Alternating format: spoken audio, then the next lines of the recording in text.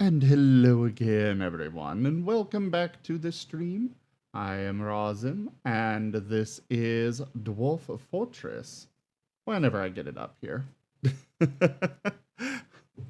kind of realized I didn't actually start up Dwarf Fortress at all before switching and starting recording and stuff, but that's okay. Let's at least get some music going.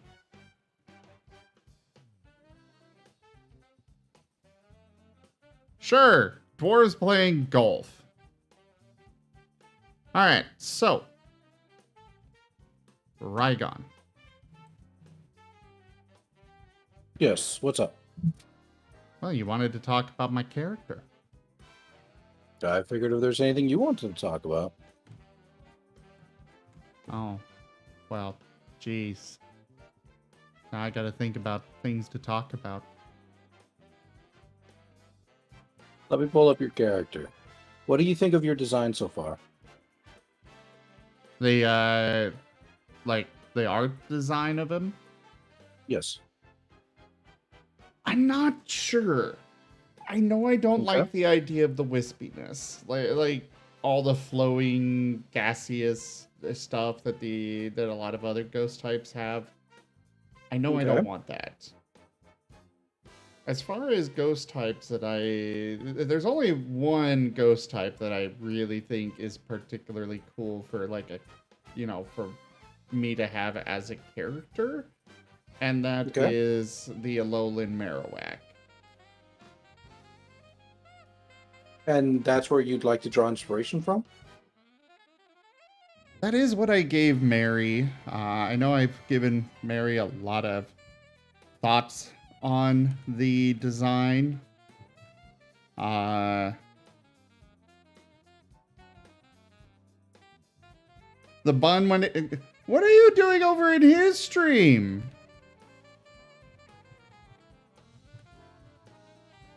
Cheating on me, Rob.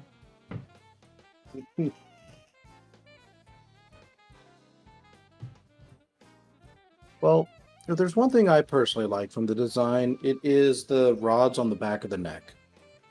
That was one thing. Jealous?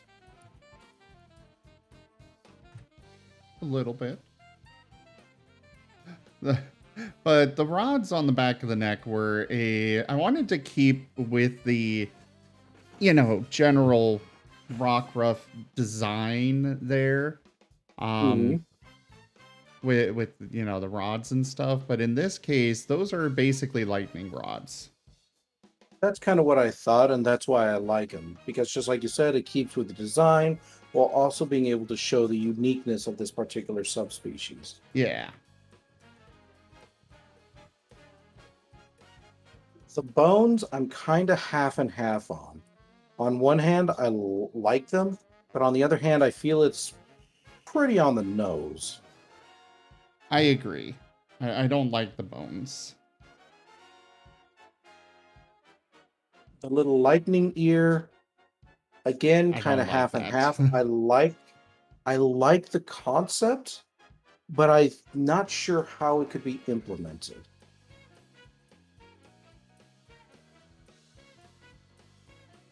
So, I mean, I do actually like how the design is put together. I'm just not really sure, like, okay, so these are the stuff I don't like, or that you don't like. What else could we do? Yeah. Because I'd like there to be something to represent ghostliness. Like this character, this species has to very obviously be separated from the Rockruff species, from the original. Still has to somewhat resemble it, though. I will say, as far as that goes, Alolan Diglett. Well, yeah, exactly. That's kind of what I mean. Like, Alolan Diglett looks like the species they came from, but still very much stand out on their own. All they did was add hair. Yeah. Let's be honest. That's probably the best they could have done. I mean, they could have changed the color or something. I mean, have you seen the new Diglett? They've got a new Diglett. Think about it. Don't look it up. I'm assuming now Zim has to look it up. Yeah. It's not great. Is about all I'm gonna say. Oh, apparently it's called Wiglet. Yes. Mm-hmm. A diglet that dwells in the sea. So it's a sea cucumber. They're calling it a brand new Pokemon. Not just simply a regional variant?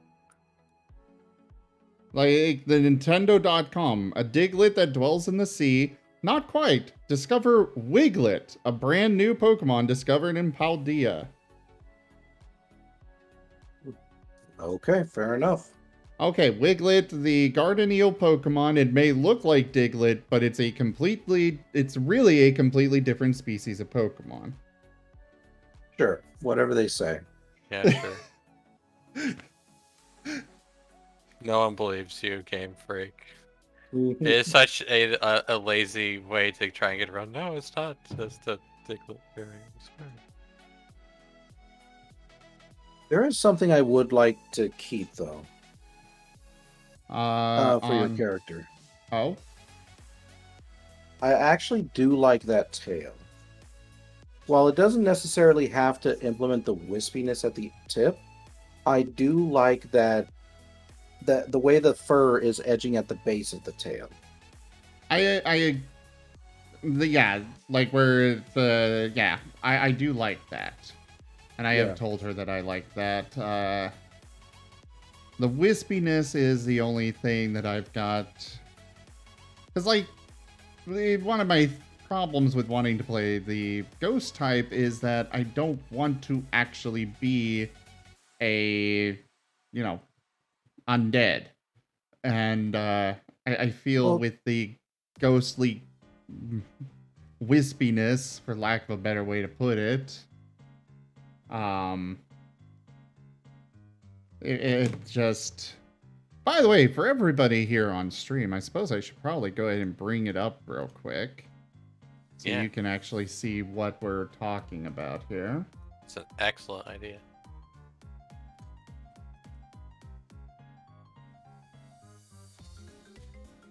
So we are working on an electric ghost type Rockruff.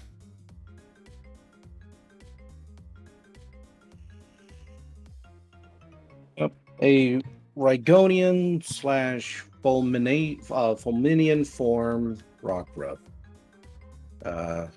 Electric Ghost.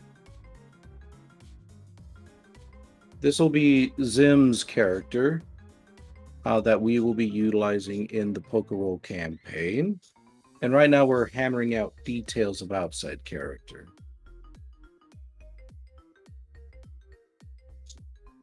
They will have a very tragic backstory. But the issue we're kind of running into here is how do we separate the design enough so that way it represents both of its typings while still remaining familiar enough to be considered a Rockruff, as well as, dealing with Zim's personal tastes and my own. Yeah. Well, I mean, no offense, but I think with my character, my tastes are the priority here. True. But I'm definitely open to ideas. I did link it in the chat so you guys can bring it up and see it there. Because I obviously don't want to have it up the entire time here. But it's like, I don't want him to be ghostly, like just outright ghostly. It would be easier if to achieve this if he were a fire type, but he's not. Something that I'm kind of liking the idea of is, which also feels very morbid to me, but basically, like, if they lose a body part, like in particular with his chipped ear. There's like a hardened shadow that forms to replace the area that's lost.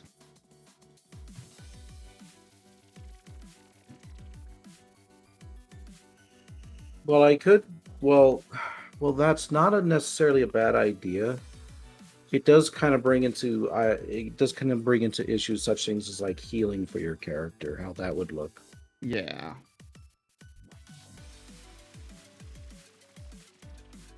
But it's easy to implement for the ear, but it's also a very minute detail. Like, if you notice it, it's like, okay, yeah, that's definitely a ghostly kind of quality to him. But I don't think it's enough by itself to really bring out the ghost part. I do know I really like the rich brown color for the fur that I went with, as opposed to this standard kind of dull brown. Yeah. There's something I do like. What's up? Fuda, we're not doing neck bolts, definitely not. Though we do have spikes in the back of the neck, which are basically lightning rods, which are reminiscent of more of the lichen rock. But I figured it's okay to bring that to the rock rough side for this particular situation. But it's definitely not going to be translucent. He is not actually dead. There are ghost types that are actually still, they're not actually ghosts. They're just wield the power of ghosts, basically. Like the Hisui and Typhlosion. You could consider them touched by death as opposed to actually being dead. Yeah. And that would definitely be the species. They're not actually ghosts. They're not undead. But this particular species has been impacted so hard by their background, by their region, and so on and so forth, that they have undergone an irreversible change. It's kind of like how Hisui and Typhlosion is more so spooky than anything.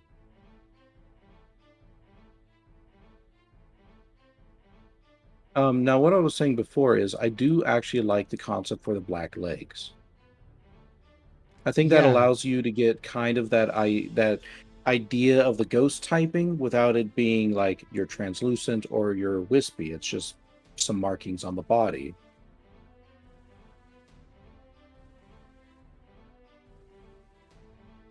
I do definitely like that idea. Like I gave Mary some ideas, which I like the slightly more spiky fur, drawing from like Jolteon, as well as the lightning rods and the shadowy ear replacement.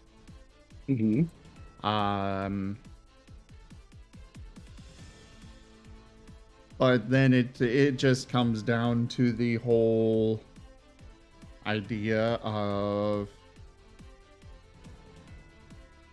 how else do we?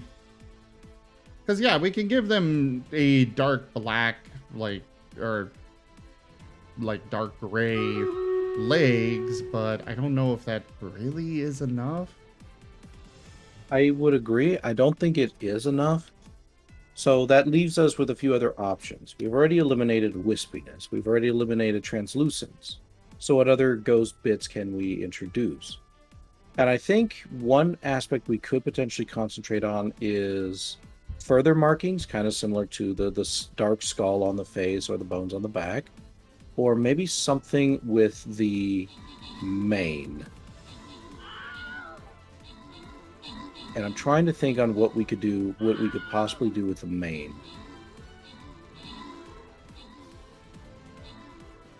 I still want to keep that rich brown coloring for the,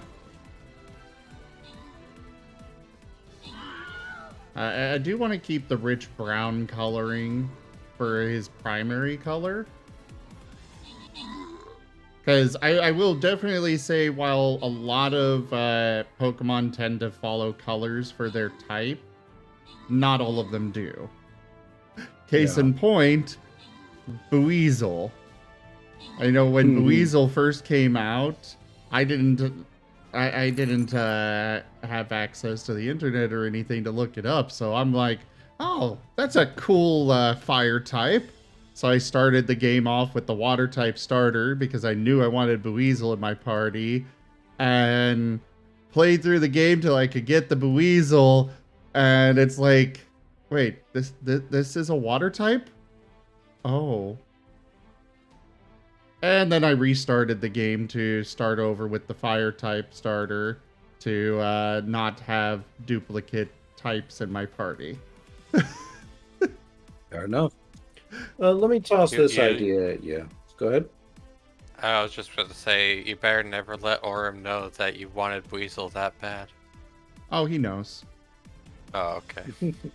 I mean, I freely admit that I like Buizel. I like Growlithe more and Rockruff more and Lucario more, but I still like Buizel. So allow me to toss this idea, and let me know what you think. This isn't something I'm completely sold on, but I want to get your thoughts.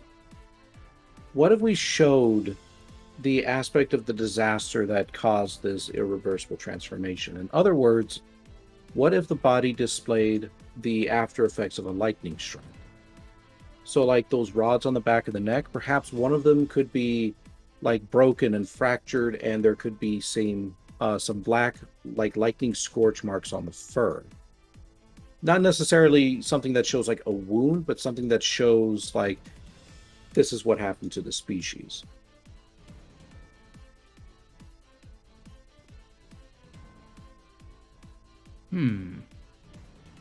So like a lightning pattern? Exactly, a lightning pattern. But something that looks more burned into the fur? Mm-hmm.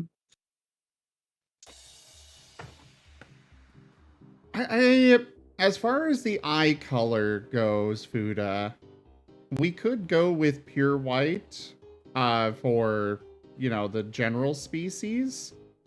However, I kind of have a rule with my characters that they have orange eyes. With the exception of my Farron, who I've been contemplating changing his eyes to orange anyways. All of my characters have orange eyes.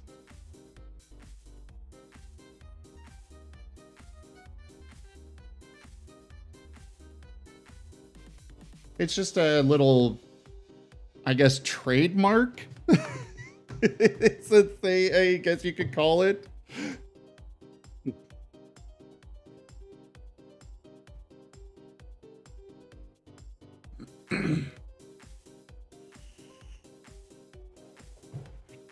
But I do like the idea of the lightning, kind of like burned in lightning pattern. Yeah, I think being able to display the tragedy as opposed to simply just having more generic ghostliness might be something that could better not only separate the character, but also keep that ghost typing in mind.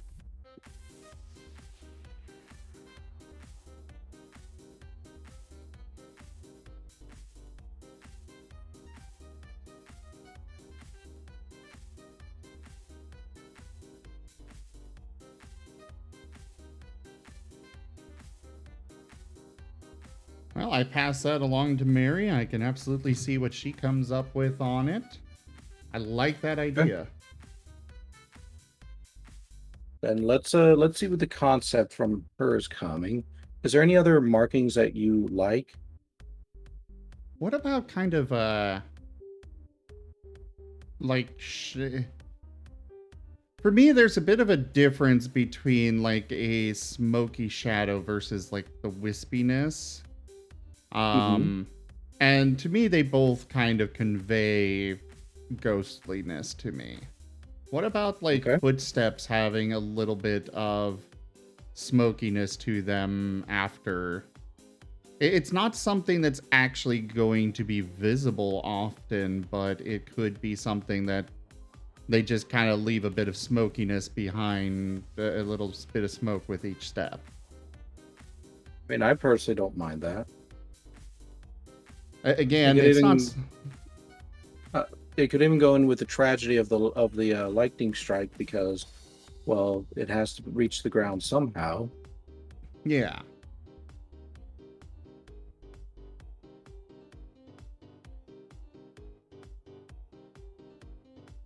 Yeah, I personally don't have a problem with it.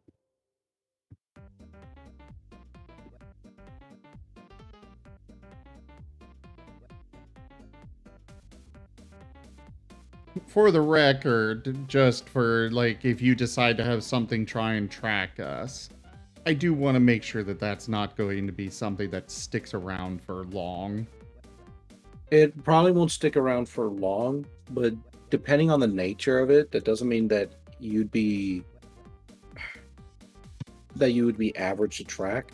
For example, they could leave a slightly smoky scent in the air. Or perhaps they do stick around just long enough that if somebody were following immediately behind you, you wouldn't be able to, like, say, easily lose them in a crowd. Oh yeah, that would be fine. I'm meaning like, we are an hour away and they're going to be able to track me just because, specifically me, because, there's smokiness here. No, if I were to go for something like that, it would be just on the scent alone. And if they're able to track you by scent like that, then more than likely they would be able to do it to the other party members as well. Yeah. I don't want to be a disadvantage to the rest of the party, basically. Yeah. Well, I mean, that's just what I can say is, like, if it's like an hour out, no, there probably wouldn't be anything that could really be gotten from that. But, if it's a situation that's more close at hand, I can't guarantee anything, but everyone has their strengths and weaknesses. I mean, for example, you've got one of the characters who emits a very sweet scent all the time. They'd be at an equal disadvantage. Okay, yeah, that's fair.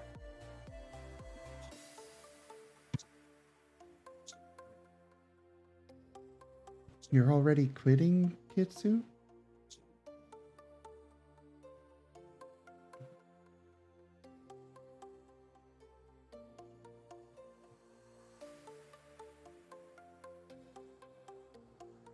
Kitsu? No, they've got us muted and deafened. Oh.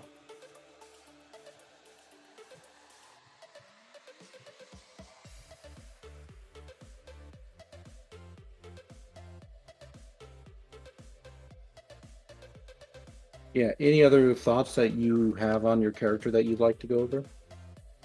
Honestly, I think that's, I kind of like where it's at with that. The lightning pattern, perhaps kind of spreading from the lightning rods. Because my idea, in my head at least, is that they were originally lightning types, or electric types. Yeah. But the lightning that hit in particular was far too much for them to handle, and thus they're not exactly dead, but it's definitely brought them close. Yeah, they were touched by death. They're not dead, but they were definitely affected in a way that you can't just simply ignore. Yeah. I am looking at their typings though, and I am a little worried. I'm not entirely sure exactly on the averageness when it comes to taking half damage and resistances. I mean, I am counting 5 half damage and 2 immunities. Is that normal? I'm gonna be honest, I have no idea. I know I don't have any 4 times damage, but I also don't know if that is something that is even tracked in Pokerole, the 4 times weakness. I wouldn't say so. I think it's just if you're weak to something, you just take, like, they just deal the extra damage to you. And I think it's like, what, 1 extra die of damage? Yeah. Or 1 point, I think. Yeah. Either way. So I am a little bit worried from the typing front. There is a lot of half damage and 2 immunities. So I am a bit worried there. That's not to say that the character isn't still a go. It just might mean that something might have to be discussed later if it turns out that you're able to avoid a lot more damage than I anticipated or wanted. What are you... Okay, I would rather get this ironed out now instead of later on after the art is done being like, okay, we're canceling this idea. Well, I'm not going to cancel the idea. That's not something that I would do. Okay. But if it turns out that, like, you know, let's say, I don't know, 70% of the fights, you're only taking half damage in 70% of the fights, which I doubt is going to happen. Then I would probably look at this list and be like, would you be okay if we removed one of your half damages or something like that?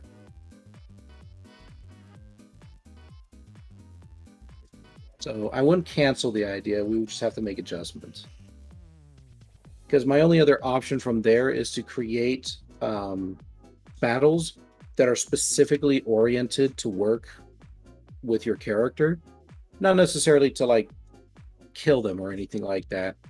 But, like, I'm having to orient them in a way that allows you to not always have that advantage. I do want to point out that resistance, kind of like with weakness, it's just one thing, 1 point. Yeah. So it's not actually half damage. Yeah, that's kind of why I want to see. I want to see how it plays out rather than just simply saying, no, this is a no-go or anything like that.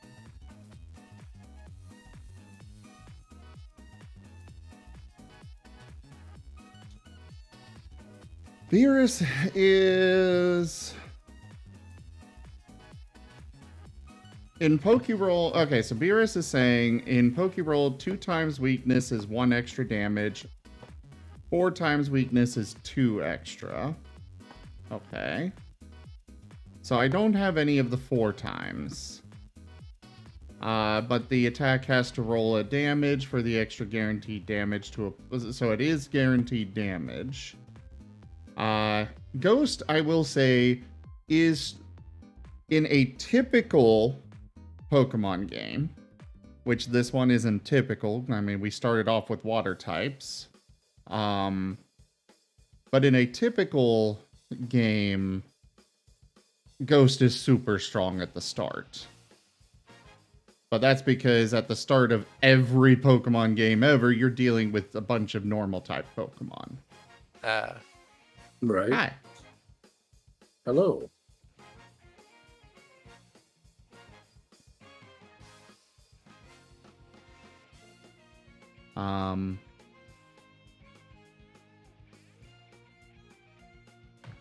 But looking at the typing itself, I swear I did not look at the typing or have any idea how it would be before when I selected these. I just looked at these and was like, you know, this combo sounds fun.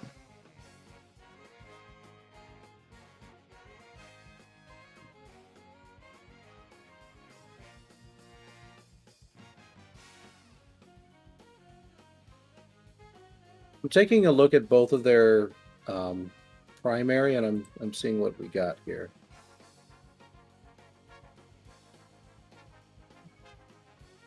I will say there are a few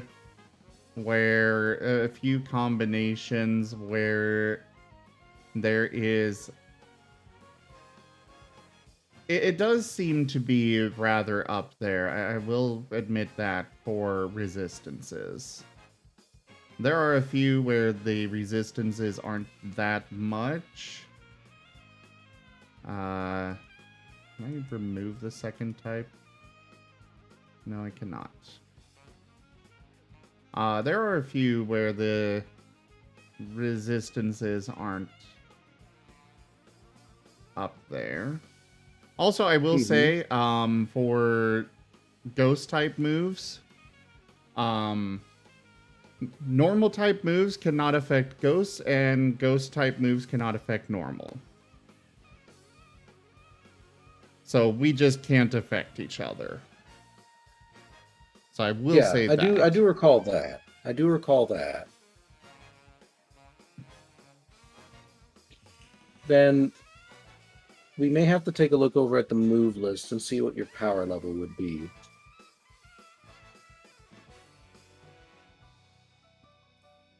Like, let's see. Let me bring back up the move list as it was shown.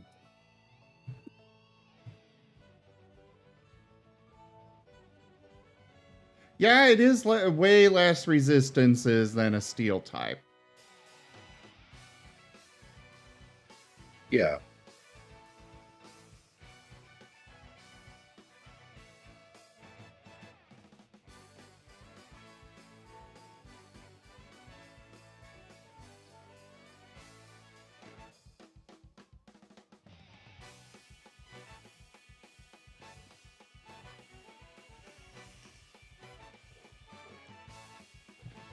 Do you mean physical moves, Neon? Yeah, I will have physical ghost type moves.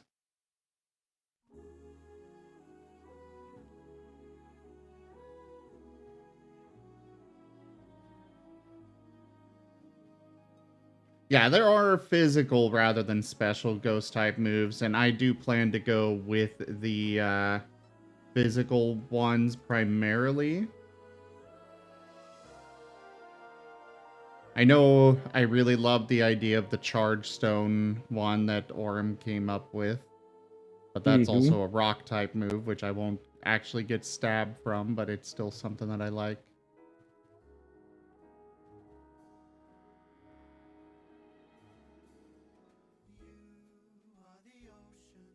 Yeah. And it is nice to see that, like, the second is TM or breeding moves, like Ice Fang, Fire Fang, Aerial Ace, etc., etc. I like that those aren't things that you can just immediately just unlock with just pure XP. There's some that you'd have to work for otherwise. And I do, and like I said before, I'm definitely going to be working towards getting those Fang moves. Yeah.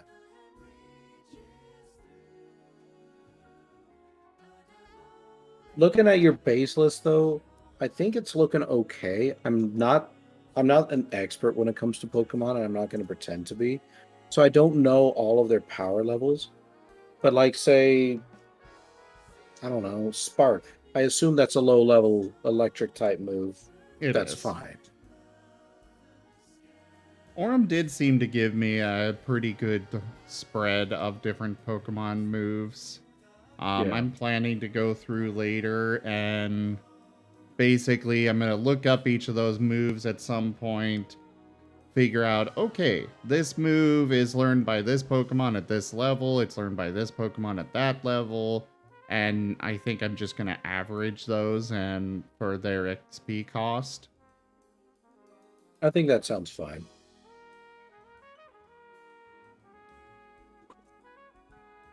And then, of course, we'll have to figure out how do you evolve. And that'll probably be something I can ponder. Talk to you later if you want to. Oh, okay. Bye, Kitsu. Thanks for playing and stuff. Yeah. Catch you later.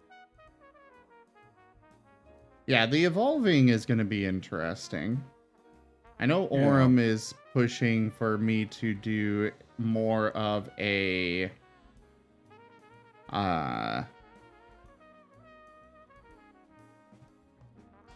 Orem is pushing for me to do more of a... Oh, that's apparently not able to be done anymore. Let's just remove it. I want to focus more on like speed and stuff, which is fine. He's got this idea of the Twilight form being basically a tank, but one that is slow but can twist the its signature move and ability and stuff would basically allow me to, well, I'm supposed to normally go last, but because of this combo, I actually am going first. Which I don't know if I want to go that route, but that doesn't really matter because that's all based on how I build the Pokemon. Yeah.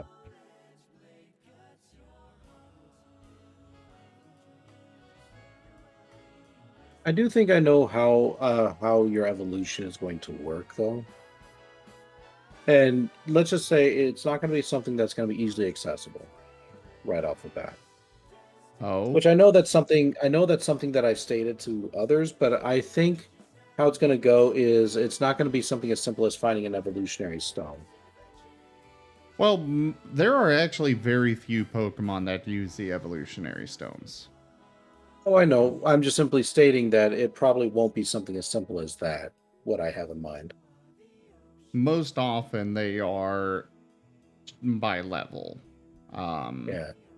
And I'm okay with I definitely want it to be more of a journey whenever that, a quest to get to that. So Yeah.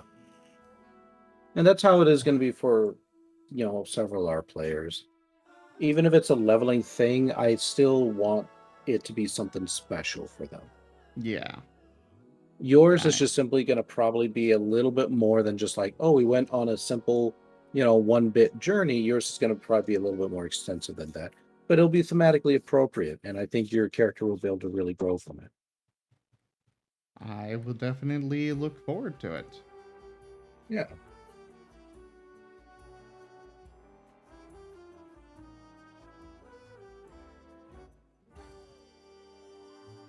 Now that we've introduced one Rygonian form, I should probably think up of a few others just to sprinkle them about here and there. I could always enlist Orem's help with that, since they seem to know a lot about Pokemon. Oh, I know he will be only too happy to help. God, seriously, I just asked Orem for a move list, and he gave me a whole goddamn Pokemon.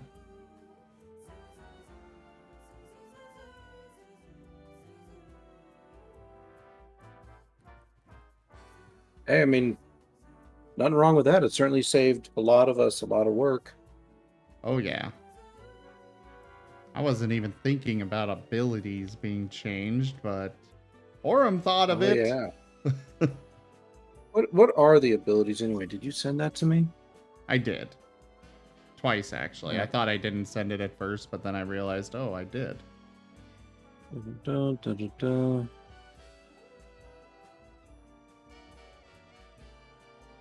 Yeah, I'm reading through our little thing here. It's a smaller message.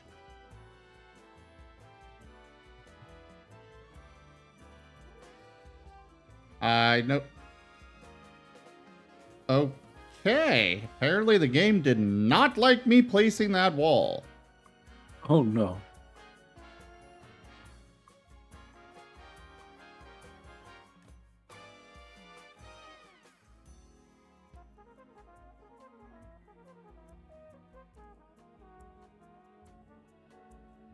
Ah, here it is. Cursed body or static? Let me look those two things up. Static, I know, is one where if I get hit by a physical move, there's a chance that they'll get paralyzed. It's a very common electric type ability.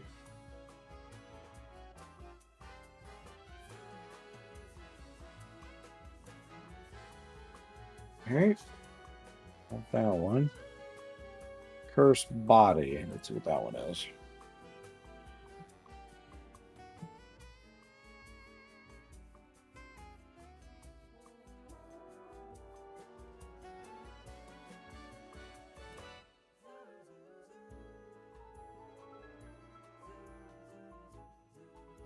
Why is the game not launching again?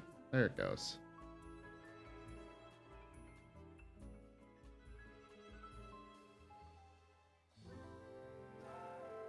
Oh. So one disables the individual and the other one eliminates moves for a few turns. Ooh. Yeah, Cursed Body. It will disable a move. It has a 30% chance that it will disable the move of the attacking Pokemon for 4 turns. Provided you're hit with a damaging move anyway. Yeah. I like the sounds of that one, I'm not gonna lie. I'm not gonna lie either, it does sound interesting.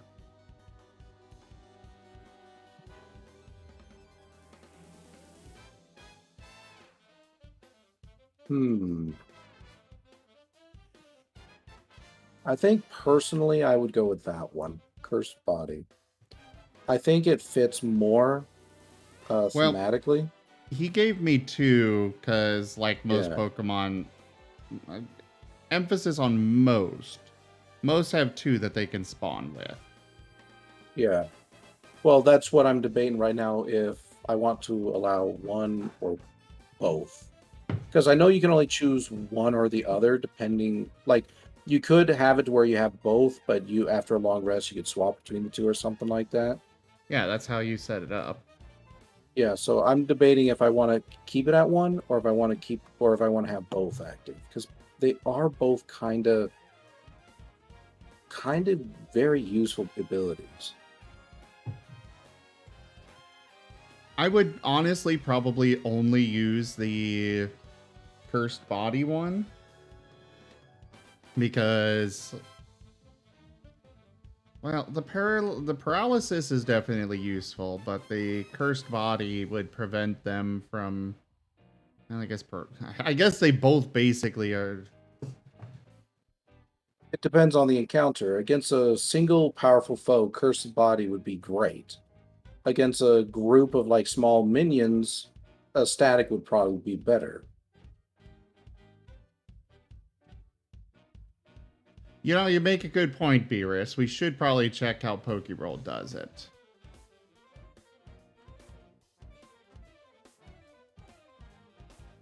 I kind of agree about the abilities. I like the...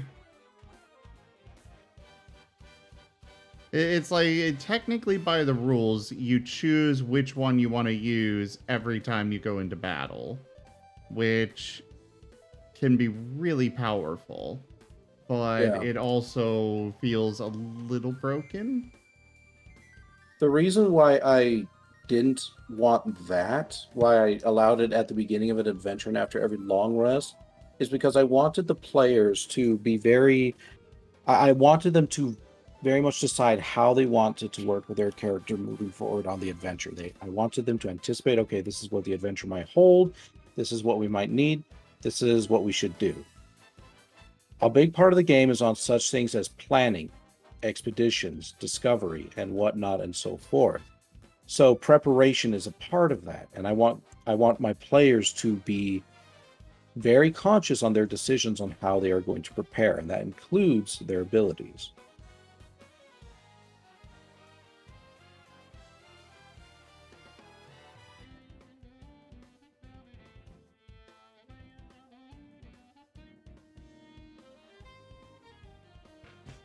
I can't decide what kind of bridges I want out here. What do I got here? Silver, gold, silver. Okay. I guess I'll just go with that.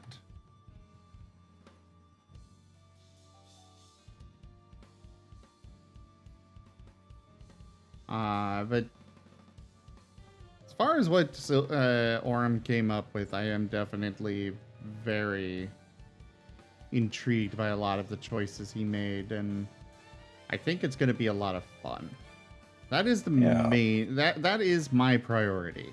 It's not to be broken, because that gets boring. It's to be fun. Have some cool, unique stuff that I could possibly pull off. Like I was telling you with the Charge Stone, being eventually with some training, perhaps I can be able to manipulate the Charge Stone, or the stones and such.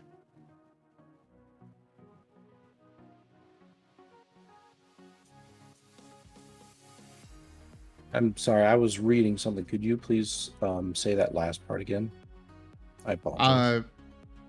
I'm going for fun. Yeah.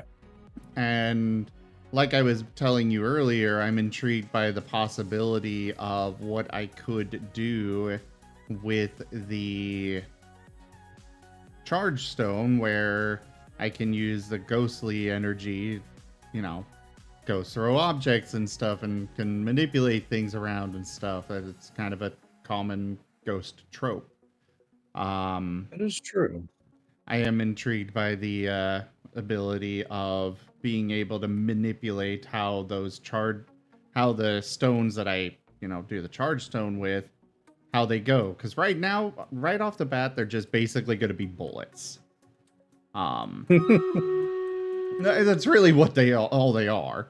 But later on, I'd love to be able to figure out train with it and be able to, say, swing it around in an arc or around a corner or stuff like that. Then that's something that we would probably take a look at when it comes to move mastery. Yeah. So move mastery, right off the bat, people could probably use their moves, but they're not going to be very good at them. But as a move is continually used and trained with and whatnot, players can be allowed to use them in more and more creative ways. So, like, what would be a good example? A good example would be kind of like you mentioned with the arcs and whatnot. Initially, you use the move, it deals its damage. Later on, maybe you use the move, and not only does it deal the damage, but you could knock an item out of somebody's hand. Yeah. Hey, there's Zeitrichter? Zeitrichter? However you say that. Welcome on in.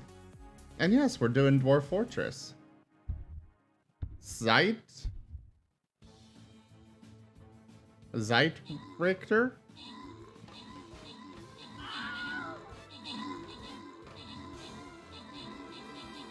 Okay. I will do my best to remember that.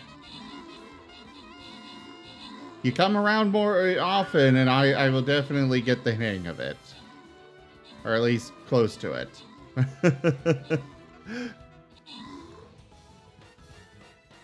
So Beerus says, cursed body in Pokerole.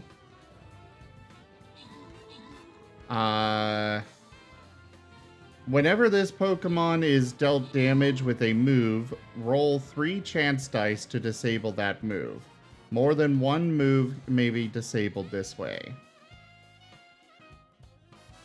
So I would need to roll a 6 on one of the 3 dice, and then that move is disabled. And I guess from the sounds of it, with Cursed Body, I would be able to disable more than one move. Which makes sense with this because, we can have we can have an infinite number of moves. We're not limited to just the 4. Yeah.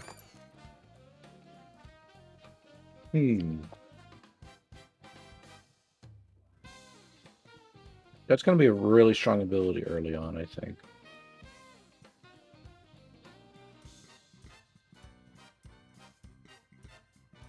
Because you get to roll 3 chance dice, right?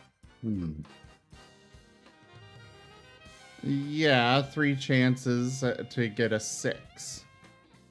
Only a 6 would work.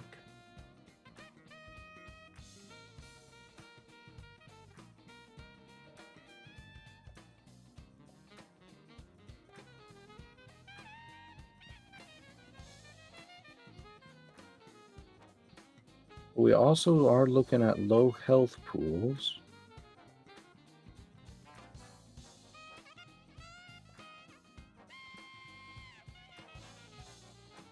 Yeah, I'd be okay with it.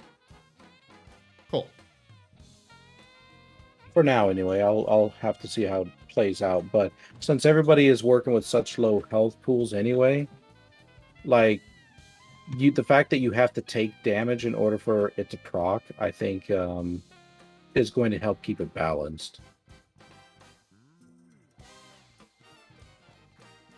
Although I'm thinking about whether or not it would proc with plink damage. I would say yes.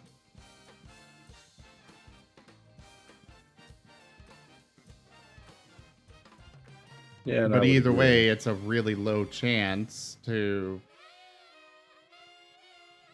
disable the move, and especially later on, we're going to be dealing with things that, okay, yeah, the hyper beam is disabled, but it still has judgment available.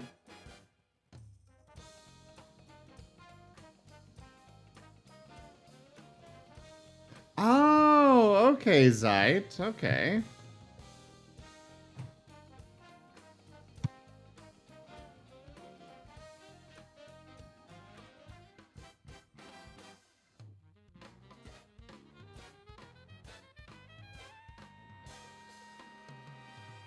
Well, the thing there is, Beerus, I'd only be an early game powerhouse with if it follows the typical Pokemon formula. Yeah. The actual makeup of like missions and whatnot are going to differ a lot. You're not just going to be running into low level stuff, and in fact, there's some encounters that the players are going to be expected to run away from. Kind of like the one that was introduced in the very first episode. What I'm thinking is, okay, what are your dynamics in the team? What are your likelihood of taking damage? What's your likelihood of dealing damage? And what is your likelihood of essentially cheesing a fight? So I'm balancing a lot of things out in my head. Like on one hand, you got to take damage for Cursed Body to work, but on the other hand, you have enough resistances that could potentially be negated in some way. But on the other hand, you also have the moves. Is there enough moves there that you could just simply tank the damage and then kill something outright?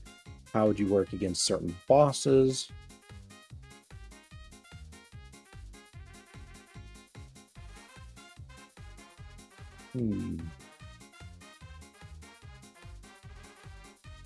Like overall, I like how the character is. They feel good. But there's more than just the character that's at play here.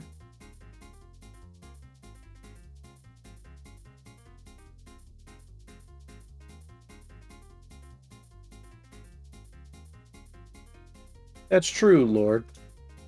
Beerus. But you know, I obviously, as a DM, I can't just simply use meta knowledge and like, oh well, if I attack Zim's character, this is what's going to happen, so I shouldn't ever attack their character, because I don't want that to happen. Like, the fights are going to be played out based upon the species and their knowledge and whatnot that's at play. Not my knowledge, but theirs.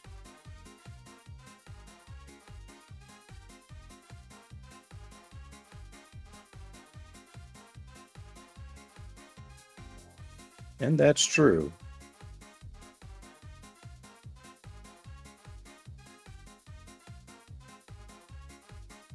Good night, Neon. Thanks for coming by. I guess about the best thing I could say is I'm willing to give it a shot as is and just kind of see how it goes and plays. I mean, it looks fine. It looks balanced. The thing that I know that I always struggle with when doing something that's homebrew is when I run into those people that it's different, and therefore there must be something that is broken. I have run into a lot of those people. And it's frustrating, to put it lightly. Well, I'm not suggesting that it's broken. I just simply don't understand the character enough. Yeah. And I did the same thing with a lot of with everyone's character, not just yours, when I considered things. Because, like, in order to make for engaging fights, I have to take not only your typings into account, I got to take into account your moves, your abilities that are activated at the moment, your items that you're carrying, numbers, personalities, etc., etc. That's one of the reasons why the first episode was as engaging as it was because I had taken that stuff into consideration. And I try to make sure there was enough activities for everyone to do, although admittedly, I guess I kind of dropped the ball a little bit with Zoroark's character. What do you mean? That I didn't have an activity for them to do. I was hoping that they would do something to help out, and I guess nothing was really like being obvious. I should have made something more obvious, like there's a rudder on the boat, you can help steer, that sort of thing.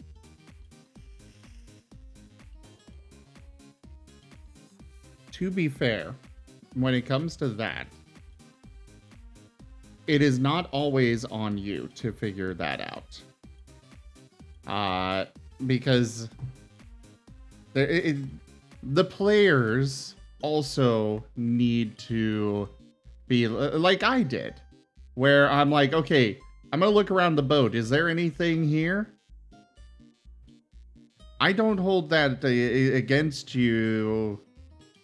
I don't hold against you with Zoro, because it's like he didn't ask that. I was specifically looking for, like I asked specifically for something to maybe try and throw or such. And with these games, this is one of those harsh reality kind of things. Players get out of a tabletop game what they put in. And if you don't ask those questions, you can't expect to be you can't be handed everything on a golden platter. The way I look at it is basically a situation of, if you're not asking about this, chances are your character may not have even noticed that that's a thing. Like you mentioned with the rudder. If you're not asking about, like, even a generic question of is there anything I could be doing to help, that you could absolutely answer, hey, there's a rudder here. You could use that. Help steer the boat. Mm-hmm. Well, that's why I mentioned it during our after session. Like, if you're ever at a loss to do something, I will give you something to do.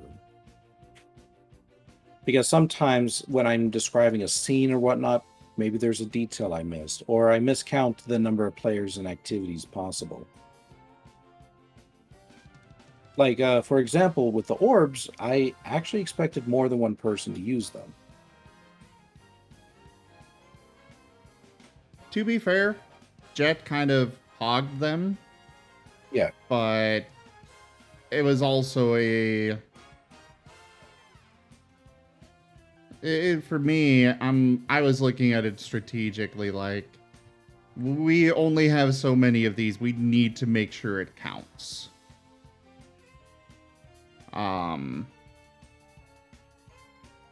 Says the character with no thumbs.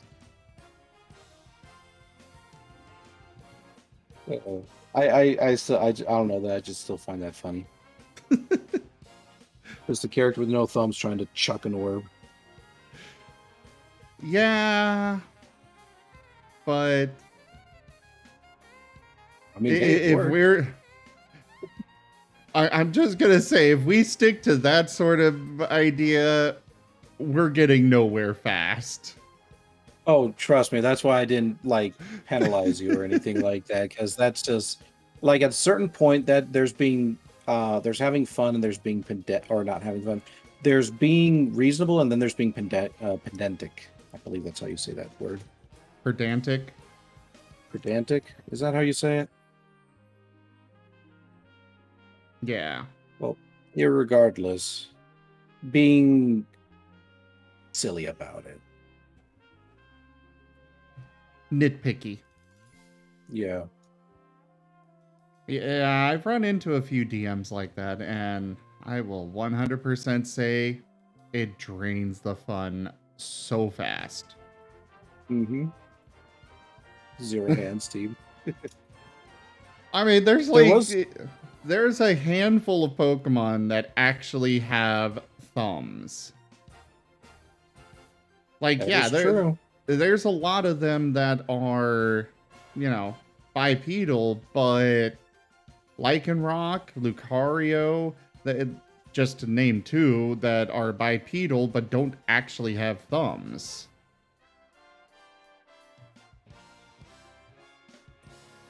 Yeah. No, that's why, at least within the Poke areas, more than likely some of the descriptions is going to include things that are accessible to everyone. Just to avoid the silliness of you've got to turn a doorknob. I must turn a doorknob and I have no thumbs. Yeah, there were actually a few things I wanted to introduce within that first session. I hope they got through to the players.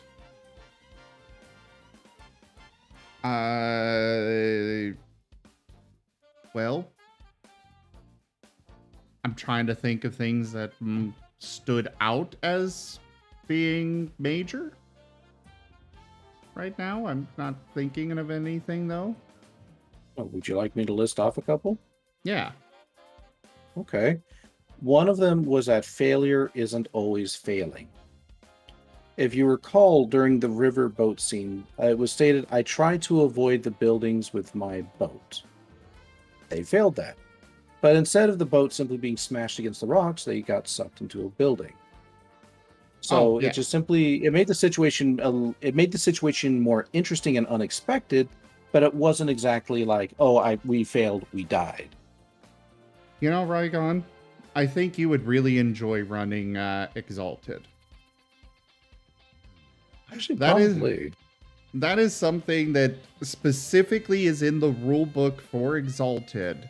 That failure, I believe they outright use that line. Failure does not mean failure. I think I remember hearing that. For Exalted, they specifically list out like a rooftop chase scene, where you're chasing somebody across a bunch of rooftops, and you don't make the roll to be able to jump across the gap between two buildings to the next roof. But instead of, like in D&D, you fail that, you're just plummeting straight down and have no hope of anything. In Exalted, they encourage the storyteller to be like, okay, instead of that, give the player the chance to turn this failure into something cool, something fun.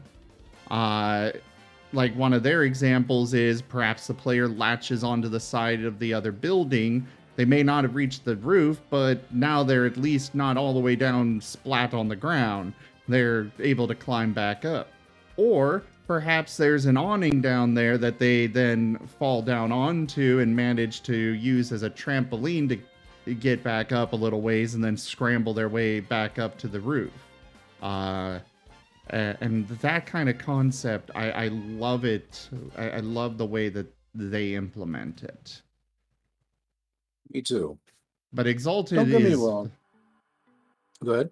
Exalted by itself is a game that is 100% designed and intended for the players to feel as epically awesome as possible. It is intended for you to feel awesome, while still having challenges that you have to overcome and think. You have to think outside of the traditional tabletop trope box, basically. Yeah. Well, that's something I hope to encourage in the players is out of the box thinking at times. Let me think. But yeah, failure isn't always failure. It just simply makes the situation interesting. Though that said, sometimes a failure to avoid a spear to the face isn't always going to result in you not getting stabbed. Oh, yeah. Let me think. There were a couple of other concepts I did want to push forward as well. One of them was that this world was going to have a level of seriousness to it that was going to be more than the lightheartedness I think everybody kind of expected at the beginning. I will 100% say I was kind of hoping for a bit more lightheartedness. Too much seriousness. Because I know for a lot of players, I am 100% on board with serious moments being taken seriously. But we should also have opportunity to just be silly and have fun. Oh, I completely agree. And there certainly will be moments to that. But it's always good to set the theme within session 1. So and in a way, I think it did actually succeed, that everyone was having their time, their due, and then it's like, oh, tonal shift, and it succeeded in what I was trying to get at. And there will be moments for lightheartedness, but it's also like kind of pushing the thought that this is a world with consequences. Oh yeah. I will also say,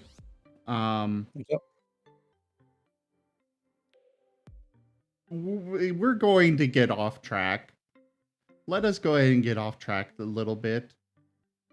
I know for myself, when I DM, I love those opportunities when the players get off track, to be like, okay, that lets me stretch out this adventure a little bit more and give me more time to prepare the next adventure. Plus, it lets them build closer bonds with each other. Yeah, it doesn't advance the story, but it helps the players get more in tune with each other. Oh, don't go edgy fan game tier. Oh, trust me, I'm not trying to.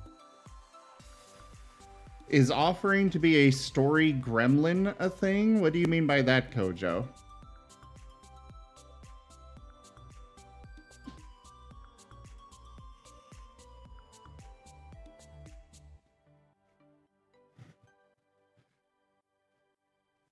I know you're an experienced DM, so I'm not trying to step on toes or anything. It's just, that's something that I personally have found that helps a lot of DMs. That's perfectly fine. Do you feel like there was a moment that I didn't give you all the proper time to do your thing? That is hard for me to answer, because I know at one point we got off track, and it almost felt like you were quick to pull us back on track.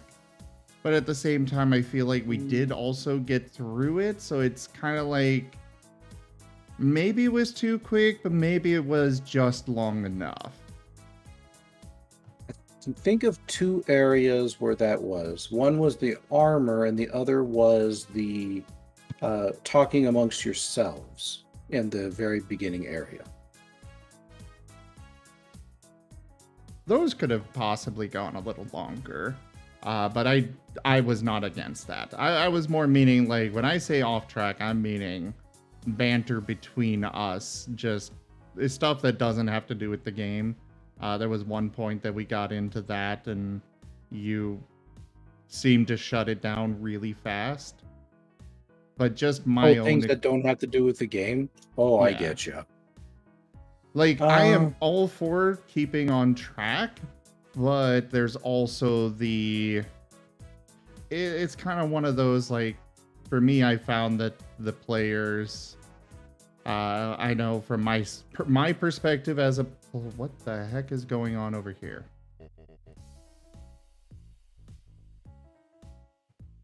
I think I recall what you're talking about. If there was something that I said at that point, I think there was 2 reasons why I might have pulled you back on track. One, we were honestly dealing with a limited time frame, and I wanted to reach a certain point before we had to end the evening. Since we spent so long with player setup and we had to wait for players at the beginning. That's fair. And the other one was it was the first episode, and I wanted to make sure that we reached the moment I wanted to reach. So one, time restriction, and two, I wanted to make sure we got to at the very least a certain point, which was, as you can probably guess, seeing the sparkles in the distance. Yeah, that is fair.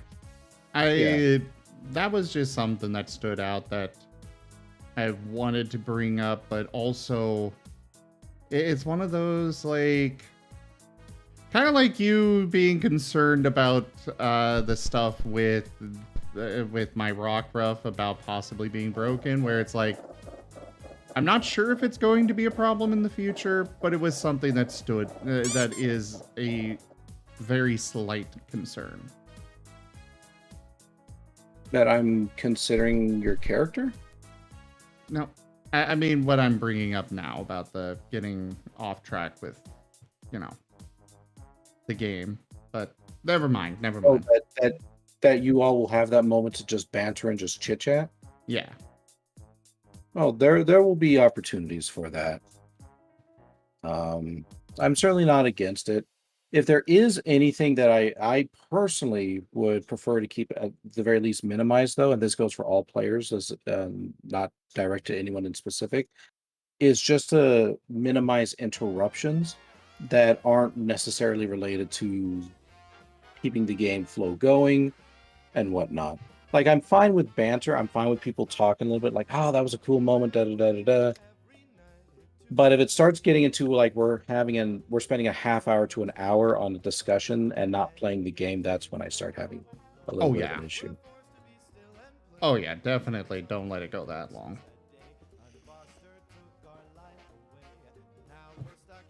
You do make a good point, Beerus. Eevee's got the potential to be one of the most broken characters in the game, all completely. Easily. And we do have an Eevee in the party. Mm-hmm. And trust me, I'm having to consider them thoroughly as well. At the very least, the team does present some opportunities where you're all not just simply like, oh, I'm just going to steamroll through everything. And it's also one of the reasons why I'm orienting not just on fights, but also making sure to toss in a good number of like puzzles and riddles and stuff like that as well.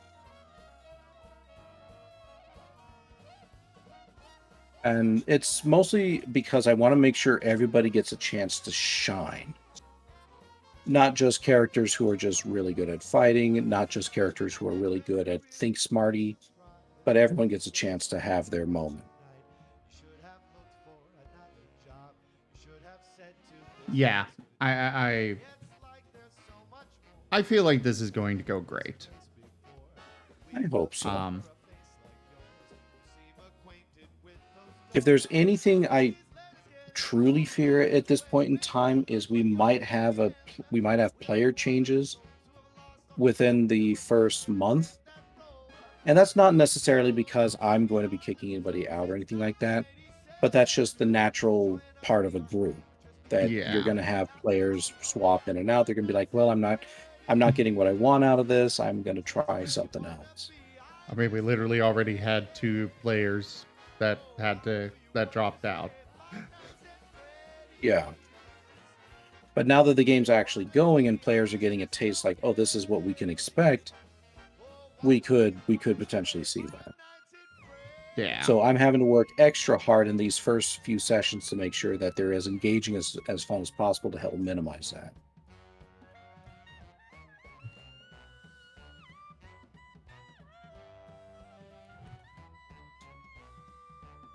Not that that means I'll slack on the others, mind.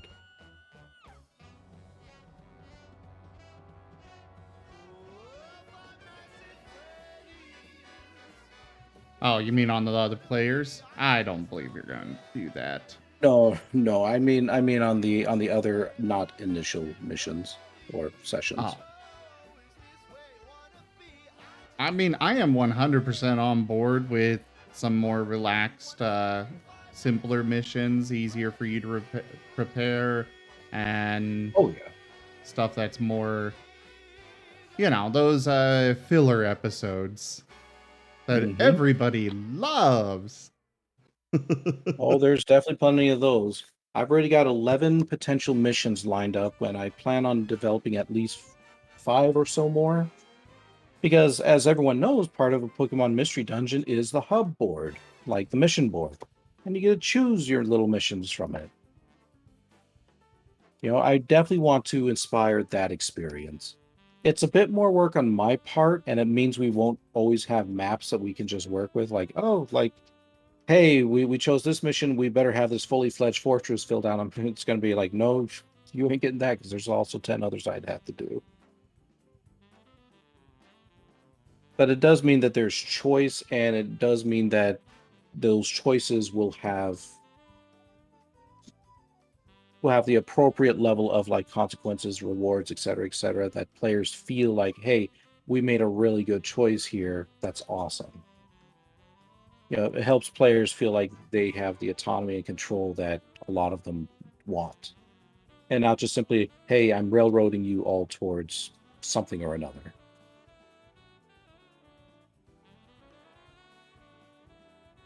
I, for one, fully trust you to do a fantastic job. Well, I appreciate it. If there's still one sticking point I have for myself, it's just simply setting up battle encounters on the fly. I'm not yet sure how to do that. Like, I can come up with a riddle, I can come up with a puzzle, but battle encounters, oof.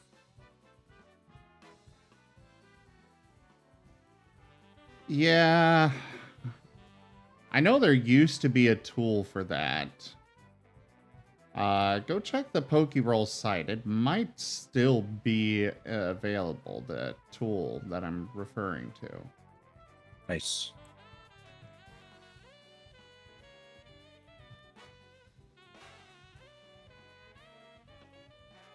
Yeah, I'll definitely give that a look-see. I mean, I can utilize the random Pokemon generator I have in the game itself to just come up with something. But, like, I want to make sure these fights are engaging, and that's the hard part. Yeah. I don't want to just be like, I tossed 3 red at it. Oh, they're dead. Okay. Moving along.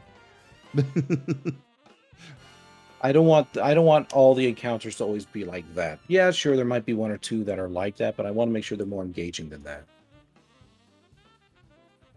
I think it'll be fine. Honestly, I think you're over worrying about it a little. Yeah, probably, but that's me. I over worry about these things.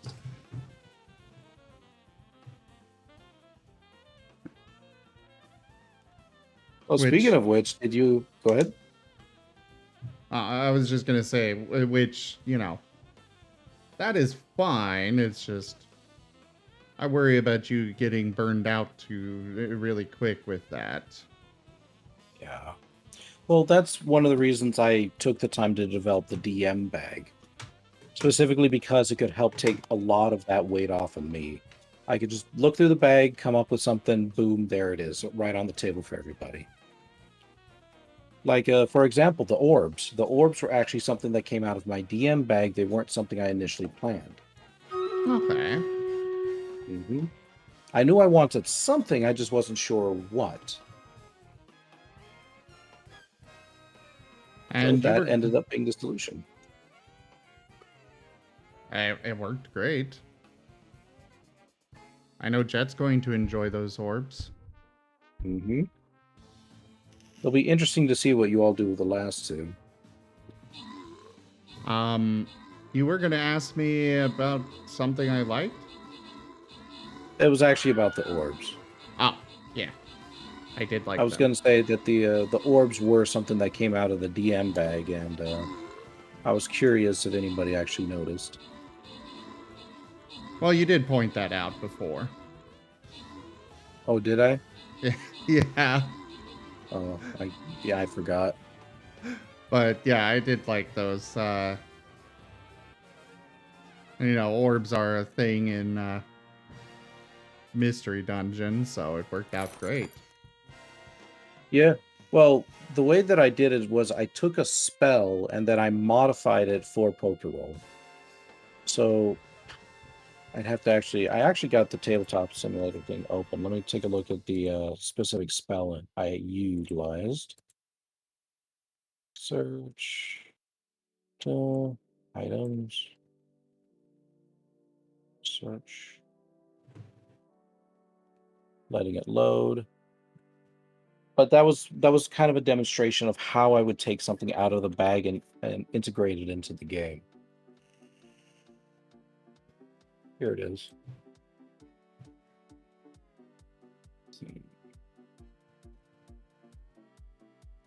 Beerus, bad.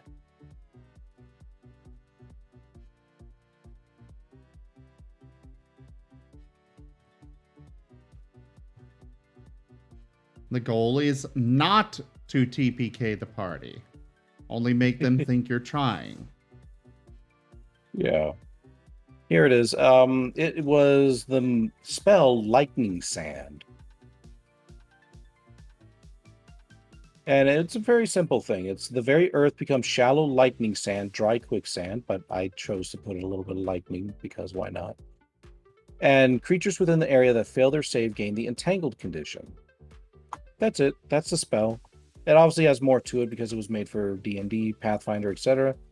But I essentially took that spell, its description, and I modified it and put them into some orbs for you all to find. I enjoyed it. Oh, good. And I'm your boss, so that's all that matters. Oh, my boss. Oh.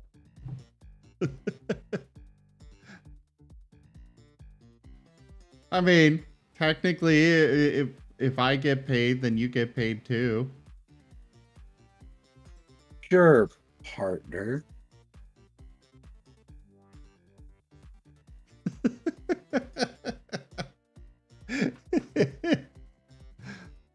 Yeah.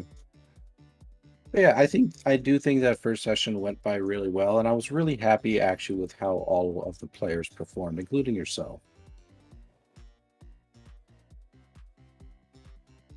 Well, thank you. I really enjoyed it. I'm looking forward to more. Yeah, that's actually what I've been thinking of tonight is, okay, so this is how the sequence of events went for this session. What should the next sequence of events be? And I actually spent probably like a good hour thinking on like some sort of a initiation thing, and then I'm like, no, that's dumb. We ain't doing that. We're gonna do something else.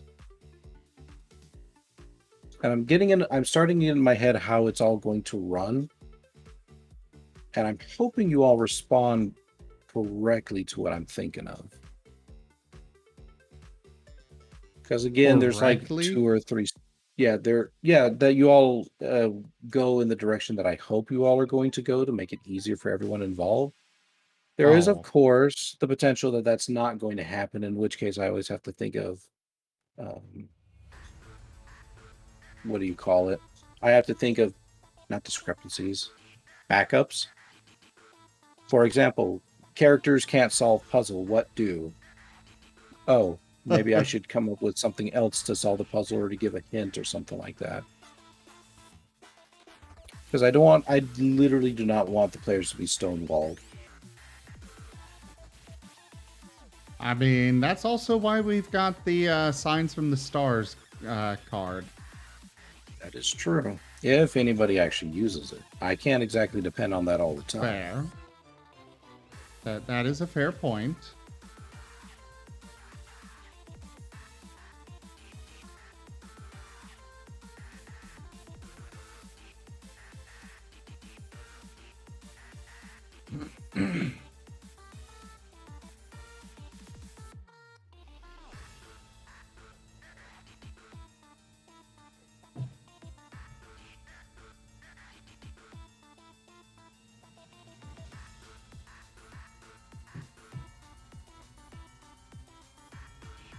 There are times where nothing quite beats some nice, fresh water. Right. Although I do think you probably don't exactly want a river full of it. Fair.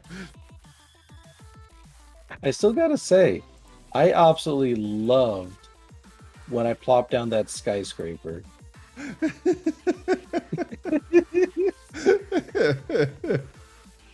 It got exactly the reaction I was hoping for from everybody. Definitely caught me by surprise.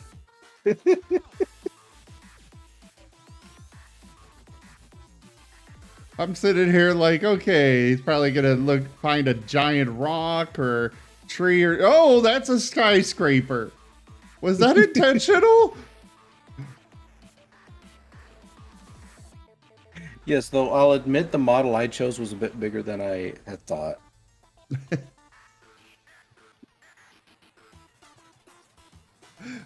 But it worked out. Did you actually know what I was rolling for on the table? No. There was a reason why I asked you all what position did you want your boat in, and that's because depending on what I rolled, that would depend on where the obstacle for that round would come up in on the river. So if I rolled a 1 or 2, it would be on the furthest left. 3 or 4, middle, 5 and 6, it would be at the right. Okay, fair. Mm-hmm. So that's why I was rolling, even if it seemed like it wasn't really doing anything in particular. And I will say I didn't actually have to fudge any rolls. You all actually succeeded on your stuff. Well, when you did succeed anyway. I think there was one failure in there.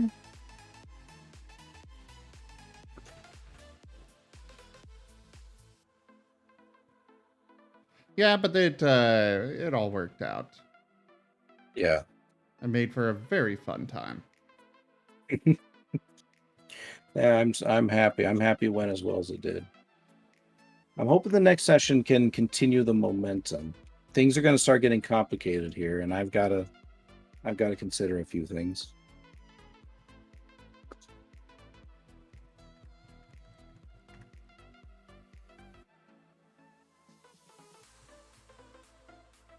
But I do have the base story in mind. If there's anything I want to tweak out, though, it's going to be, what are you all going to be doing after the main event starts?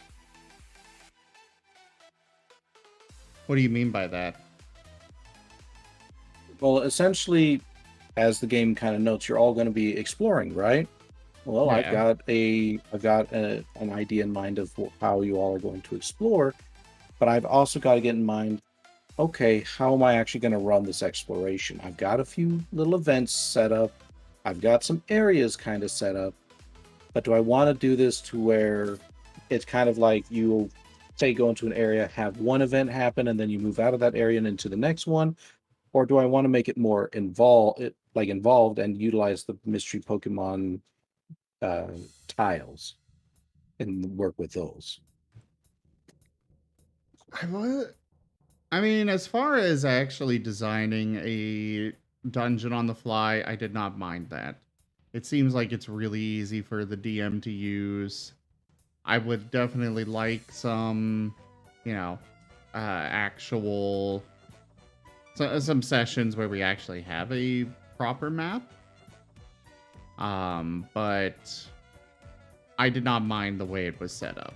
Or I would not mind having that here and there. Especially if we are like, yeah, we're just going to go off and do this random thing.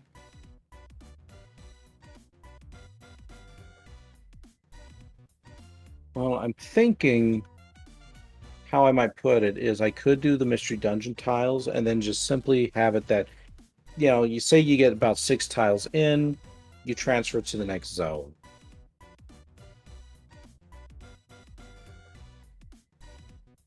So I could do that. And I mostly say that because honestly, with the way my work is right now, I just don't know if I'm going to have the time to make an actual full-fledged map. And that is A-okay with me. Yeah. I hope so, because otherwise we're going to have to wait.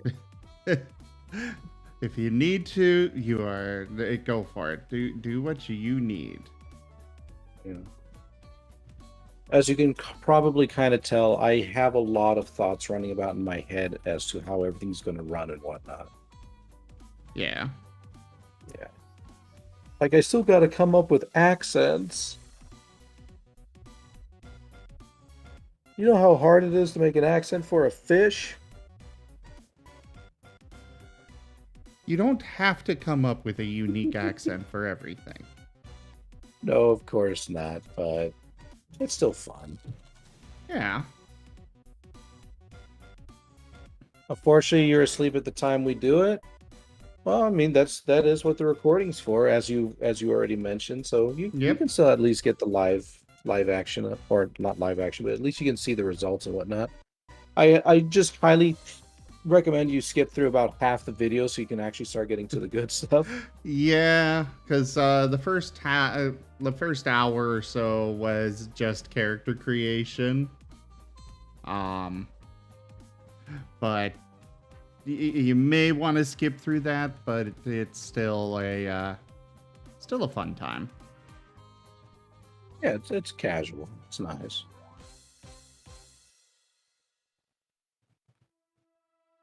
Hey, if you want to watch that stuff, go for it. I mean, I'm not going to tell you how to dictate your time. Yeah.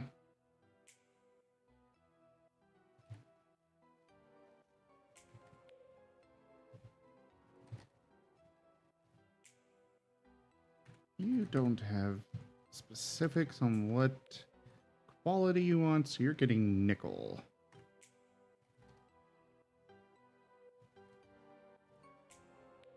I need 2 of those. 2 of those. Too bad we can't get all the players for tomorrow. I'd be willing to run a session tomorrow. I mean, can we? I Yeah, know we probably Orum's could. available. Yeah, we probably could, because there's not going to be much in the way of certain encounters that I'm too worried about. So if we all wanted to run a session tomorrow, I can. I'm Now, available. by tomorrow, are you saying Monday or Tuesday? Monday, because I work Tuesday. Okay. Because technically it's Monday now, but Yeah. Well, I know my mind is still in the past. yeah, I get it. Yeah. But yeah, if we wanted to run a session, we probably could. I think I've got an idea of how I want the sequence of events to go.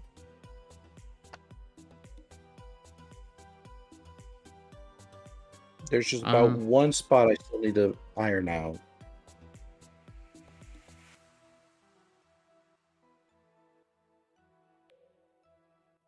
What's up? Well, I guess. Let me. I just posted and tagged everybody. Oh, I get you.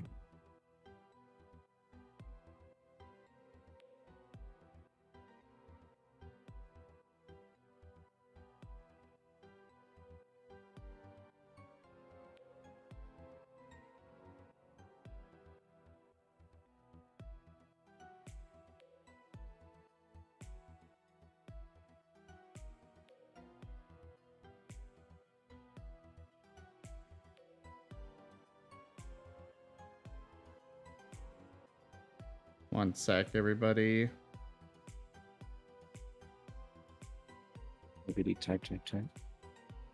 I mean, it's on my phone, but yes. Oh, I see. Text.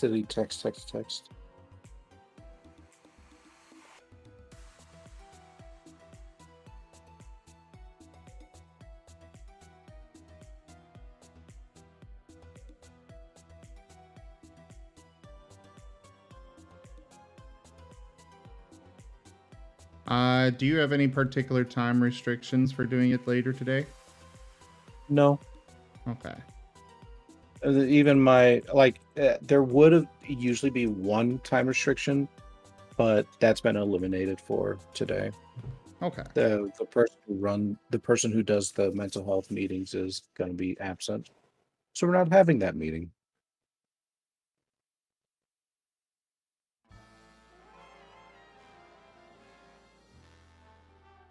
And I know everyone keep telling me like, hey, we should have another session. We should have another session. So I'm looking at my preparations like, oh, you know what? Maybe we could actually pull this off.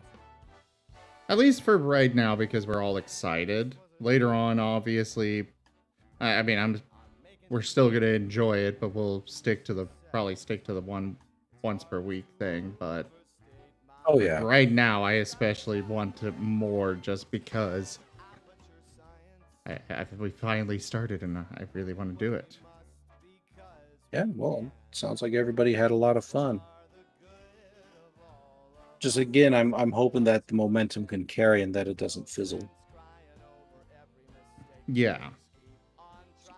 Yeah. And I say that mostly because we're probably going to be going longer this time around. Because obviously we're not going to be padding the time out with character creation, stuff like that.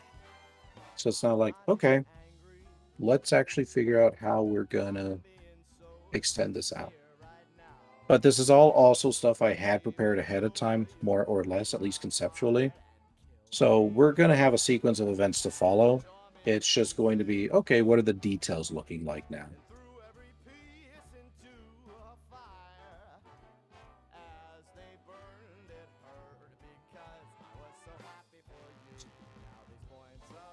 I personally would prefer the 6 to 10 because at 10 to 2, that's I gotta be working. I gotta get to sleep for work. Ah.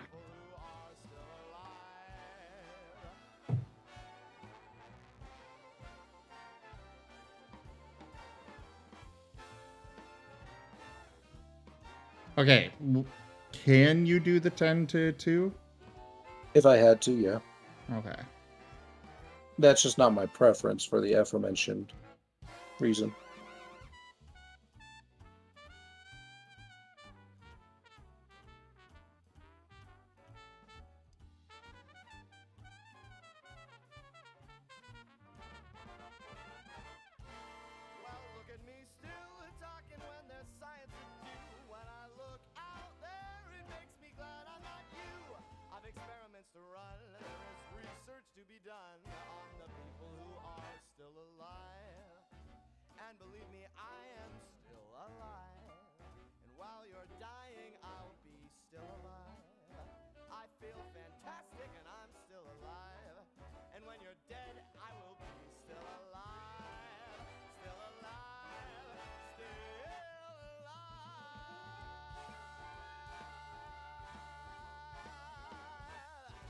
All right, well, if we are going to do that today, then I guess I got to figure out my at least starting abilities for today.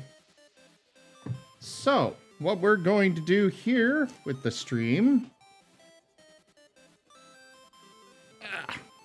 is... So, for those that are watching for Dwarf Fortress, we're ending that here. I'm going to leave this as part of the same recording just because, you know, it is what it is. But, you know, I'm not going to bother splitting up the recording just for doing this. Blah, blah, blah, blah, blah, blah. Brain not work. Yeah. So if you are watching this for Dwarf Fortress, make sure you check the link tree down in the description below.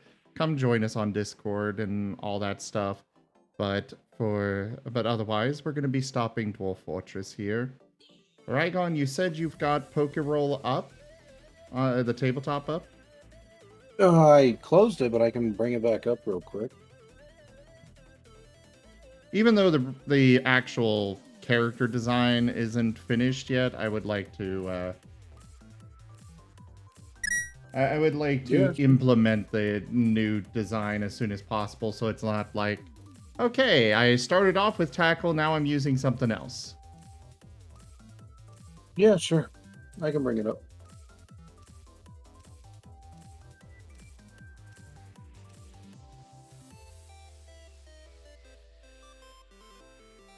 Yes, Beerus.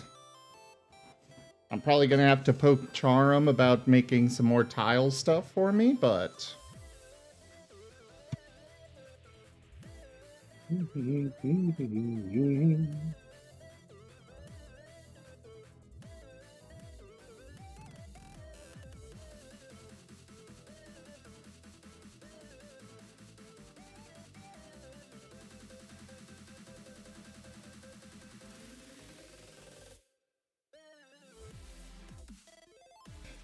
would.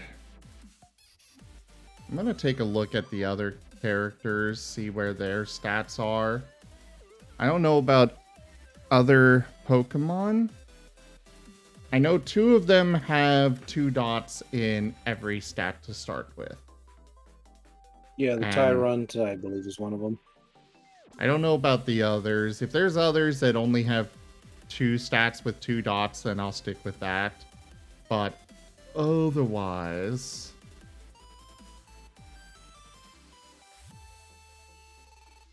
Oh, does he, Beerus? So he could probably make the little assets instead of me bugging Charm, because I know Charm's under dealing with a lot, and I don't really want to bug him.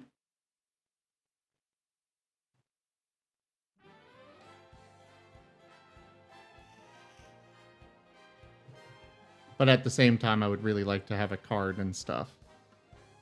Who wouldn't?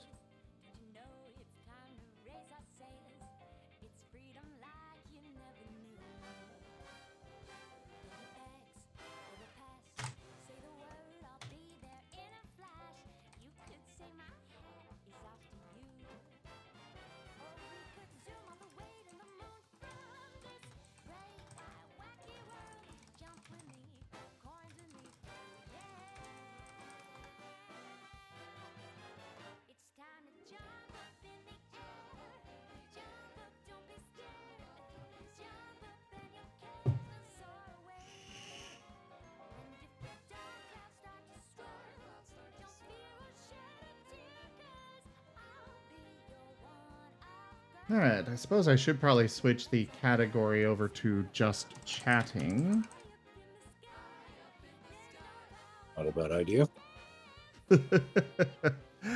Let's see here. Honestly, with the amount of chatting we did, we probably should have had that as that category to begin with. Yeah, but we weren't just chatting. Dwarf Fortress was the secondary. They did their dwarf thing, and I think you built a gate. I started building a gate. Oh, okay. Also digging some stuff out and whatnot. Yeah.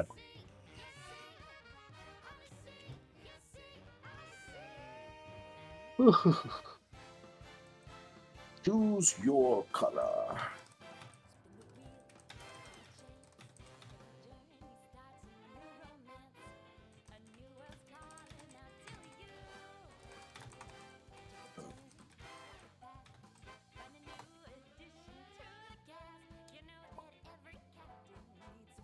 So the first thing...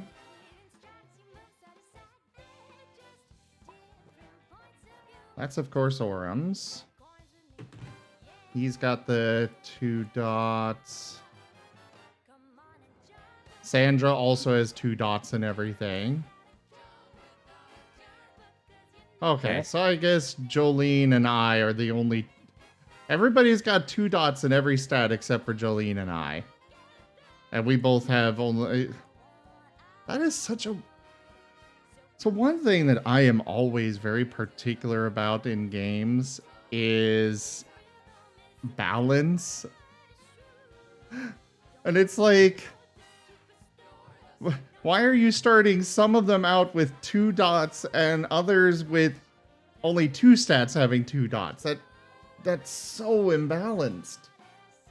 If I had to take a guess, it's probably because, like, for example, they start out with 2 dots, yes, but maybe their initial moves are weaker too.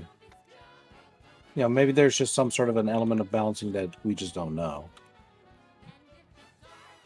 Well, the starting moves for Rockruff and Hakamoa or whatever it is, I can never remember which one it is. They are the exact same. Oh, none of it is balanced. It all goes off of the Pokemon's base stats. Oh, I see.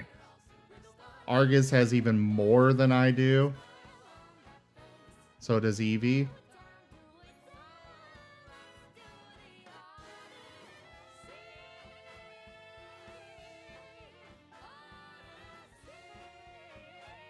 Nope, fair enough. This isn't a balanced game from what I've noticed. Yeah. Yeah, I have noticed that, Beerus. The experience cost for moves is the level that they learn it at.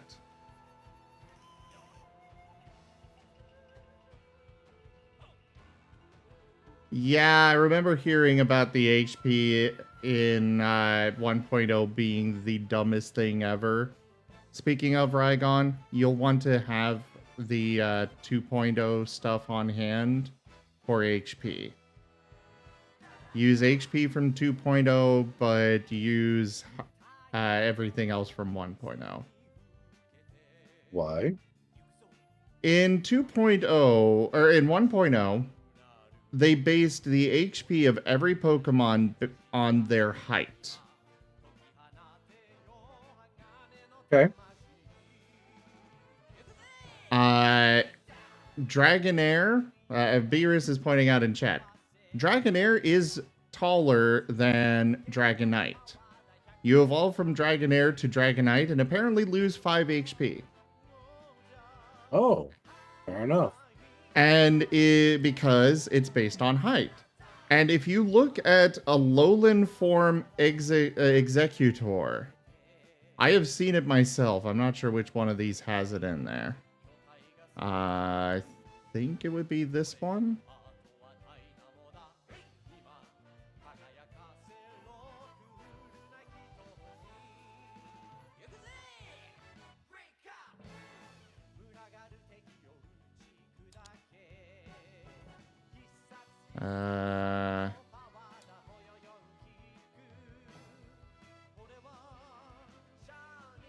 I think Executor is lower or higher number than these.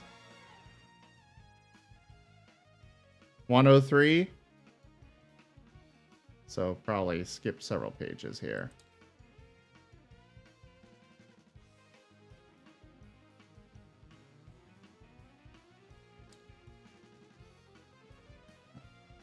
So Onyx has a base HP of 28. Gengar has a base HP of 5. Okay. Just as one example, but the prime example I want to show you is just a couple more pages here. Or should be. Really? The one page that I skipped? There you go. Alolan Executor has 36 HP. Yeah, we're just gonna make that 6. It's something that Charm did bring up during the beginning part, where he's like, just use the HP from 2.0. At least fair the enough. base How does that HP. system work? I don't know how it works. I just know that it, from what I've heard, it is far more balanced. Fair enough. Well, we'll have to figure out how that works then before I can make any adjustments. Right now, the HP seems okay for everybody. But, Well, yeah. It's just anytime you're bringing in an enemy, just use the 2.0 book. Like for us, we don't need adjustment. The base HP 3. Oh, Beerus says 2.0 is basically the exact same stat-wise. It just doesn't have an XP system, so moves don't have a cost in it. Okay. So 2.0 is stat-based rather than height, which, why would they ever do that? Who knows? Like, seriously, 36 HP!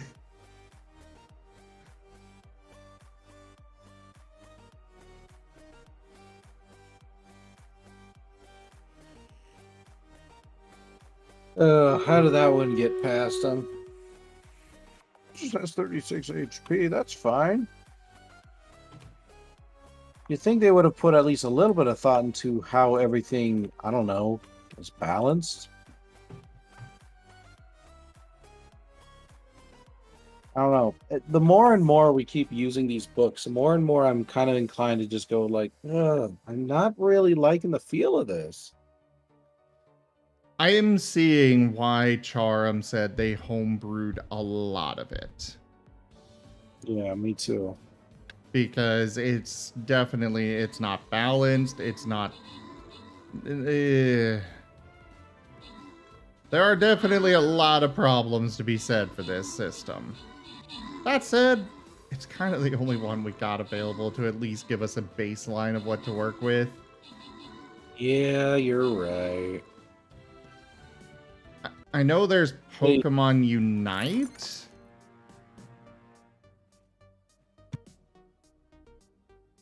But I'm sorry, but at this point we are a little too far past the point of switching the system altogether. Switching the system. Too late. Yep, it's too late to switch the system. Exactly. No, we can't do switching the system. We're doing. We can't. I don't know what, but we're switching. Oh, PTU is built for playing as trainers instead of as Pokemon. Okay. Yep. I know that I looked at PTU, the Pokemon Tabletop United, I think is what it stands for. I looked at it years ago, and it's basically, okay, so you are having a trainer battle, and your Pokemon are fighting, and you as trainers are fighting each other. Like, literally, you might be walking around with a freaking sword, and... Okay, so Pikachu, Growlithe, you two duke it out. I'm gonna go say hi to that bastard over there that's commanding the Pikachu.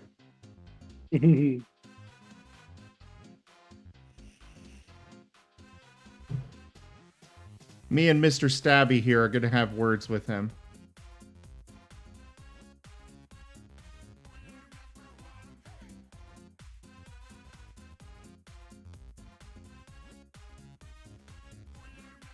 Alright, so...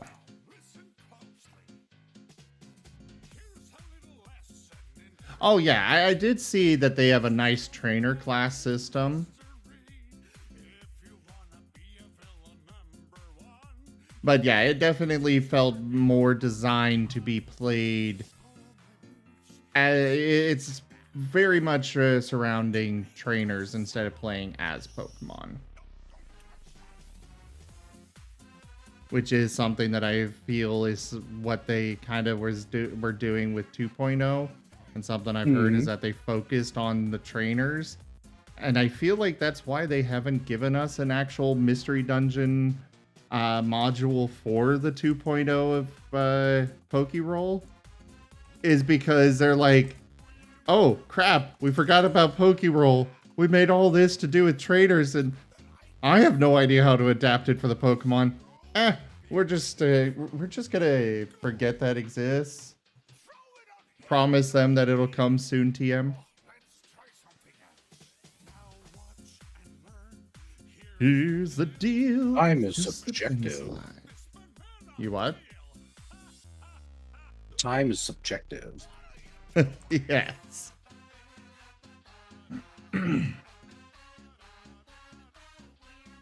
Pokerole is definitely meant to be a trainer system, but it's much better as a PMD one. Yeah, I could see that.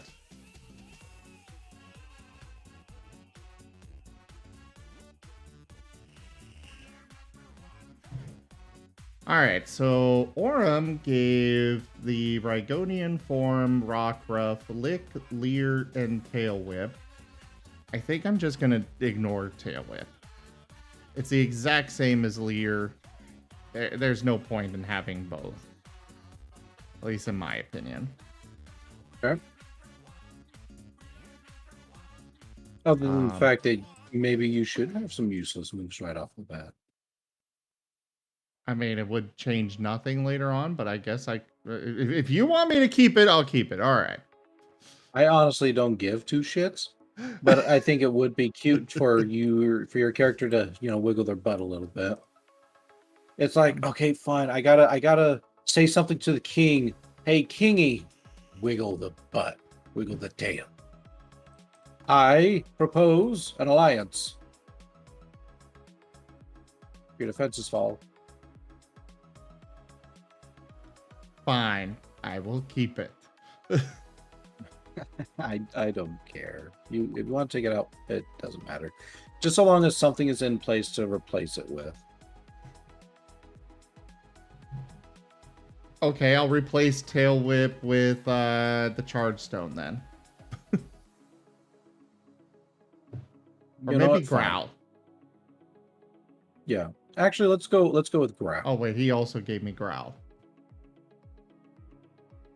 How high up on the list is it? Well, the list that he gave me was not in order of level. That's right. Which is why that's what I'm working on right now, is going through and being like, okay, when did things learn these moves?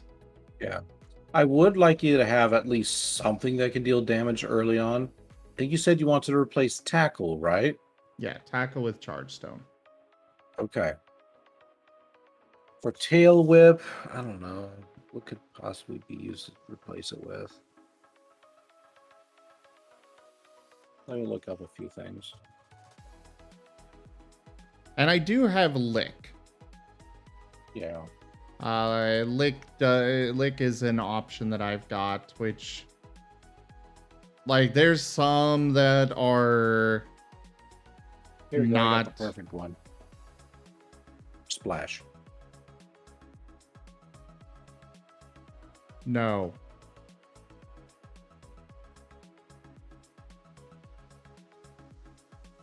Let's see what else we got here. There's 999 Pokemon moves. Are you kidding me?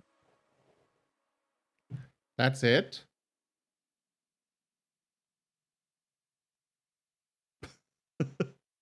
Oh, they've got like G Max and Shadow moves and Pokemon Mystery Dungeon specific moves, but yeah, by and large, there's 999 in the system. At least according to this list I'm looking at. Again, let's see here. Confuse Raid, Ray, Nightshade. What's something with if rock? You really want me to keep it, I will keep it. I just don't see a point in having, like Beer has pointed out, you normally have a normal attacking move plus a either Growl, Tail Whip, or Leer, or something along those lines, plus an elemental move to start out. Yeah. Granted, I'm going to have 2 elemental moves, but one's going to be Ghost, the other is going to be Charge Stone. Then I'd be fine making the concession of it being taken out since Charge Stone's kind of being slotted in. And we just simply won't replace it at all. We'll just give you something else a little bit higher up on the list. Well, okay.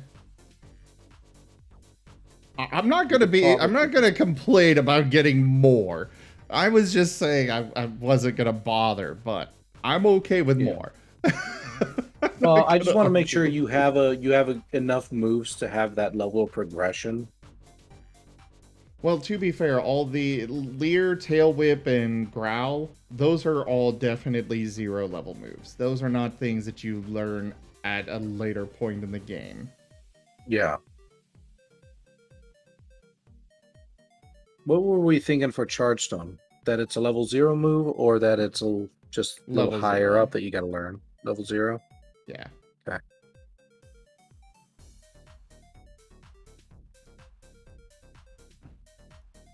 Yeah, I'm fine with all that.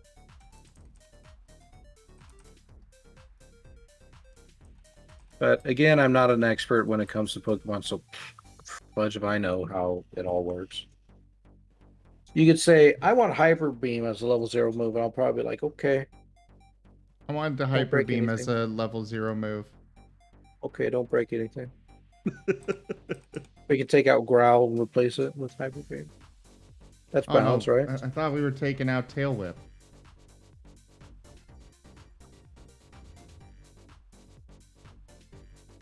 I'm taking out Growl too. Everything's going. Oh, everything's You'll have gone no now? moves except Chargestone and Hyper Beam.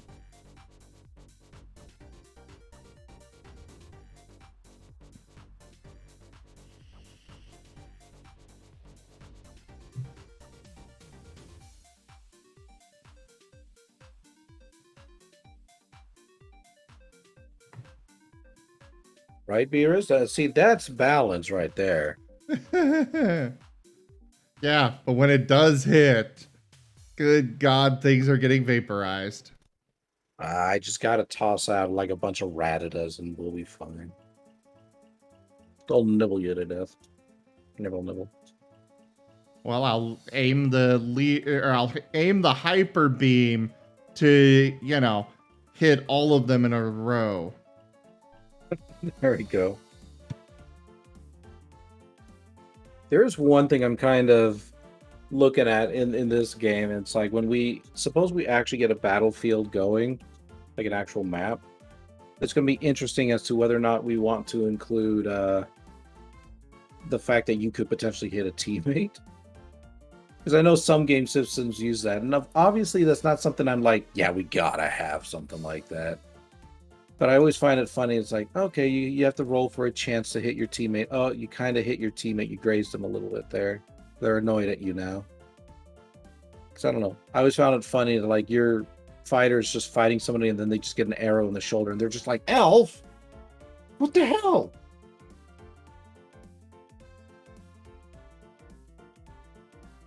Yeah, there's area moves that could have a potential to hit teammates. There aren't many of them, but... The wizard casts Fireball.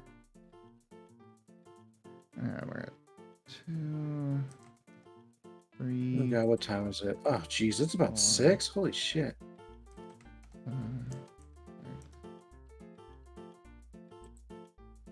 You know, most of this is based on Gen 7, so I think that's what Gen 7.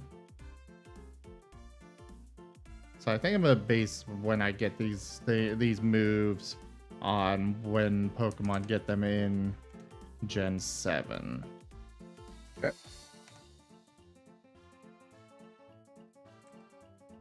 19. Apparently Voltorb gets Spark at level 9. Okay. That will disrupt the average a bit.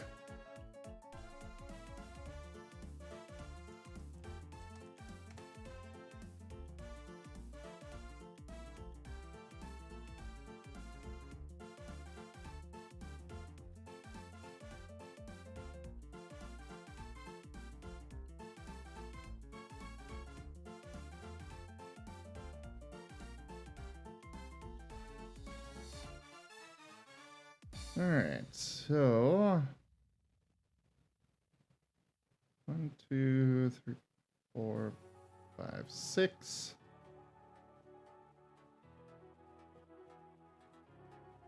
Just to save time, because a lot of Pokemon learn some of these moves, I'm gonna go like 6 or 7 Pokemon for each one, just on the list here, and then average it from there. So in this case, the average would be level 19 for Spark.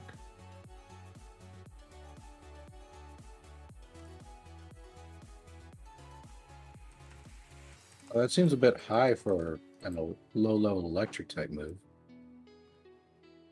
It's actually Spark is, like, it's not the weakest move out there, but it is, it is somewhat strong. If you want to make sure that I have an electric move, we could go with Nuzzle. Nuzzle is a very weak electric type move that Yamper gets like right off the bat.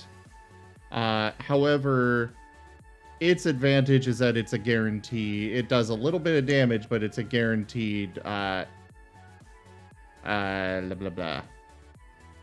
It's a guaranteed paralysis. I see. Yeah, Spark is really strong. I'm fine with Spark. So we can replace the tail whip with Spark. There you go.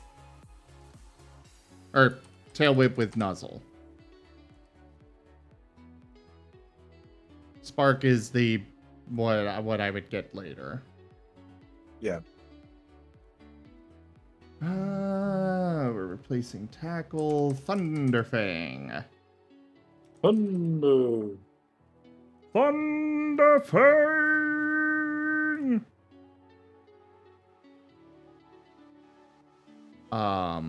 What?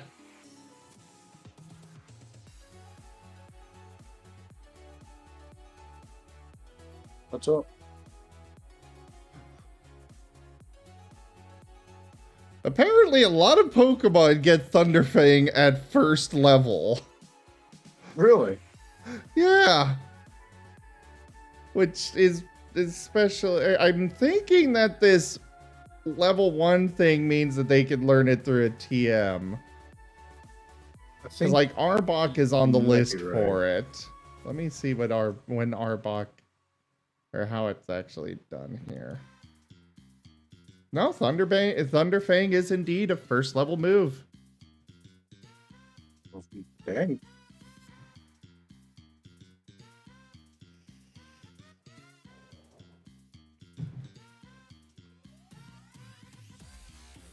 Probably would put it up a bit higher since you're going to get that charge stone right off the bat.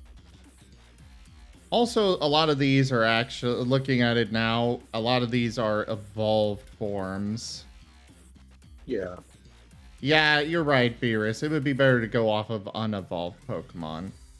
Like Steelix, Arbok, Arcanine, those are all evolved Pokemon.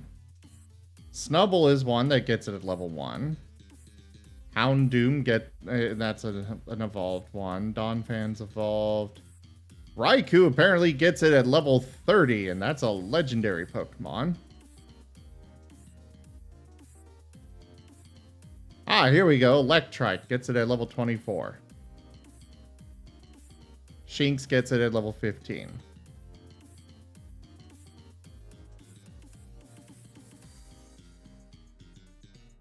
So I guess we've got a group of 2? 24 plus 15 divided by 2, and we got 19. Okay.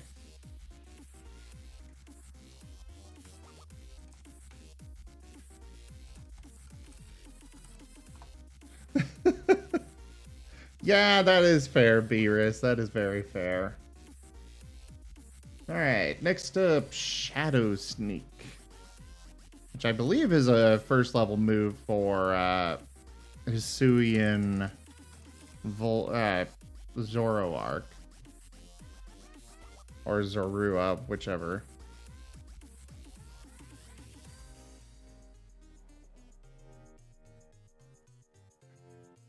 Oh, it's been in for quite a few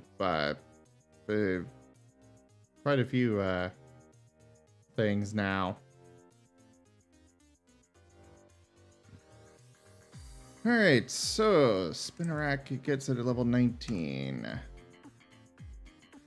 Shedinja is kind of technically an evolved form.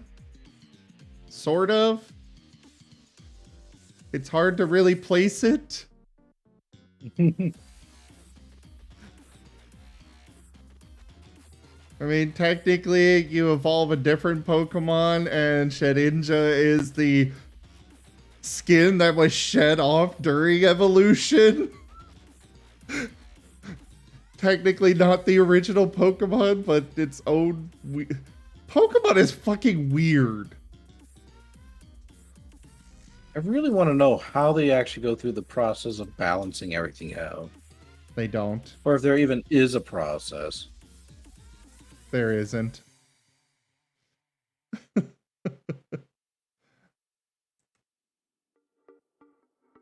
Yeah, Nincada or whatever evolves into 2 Pokemon at once.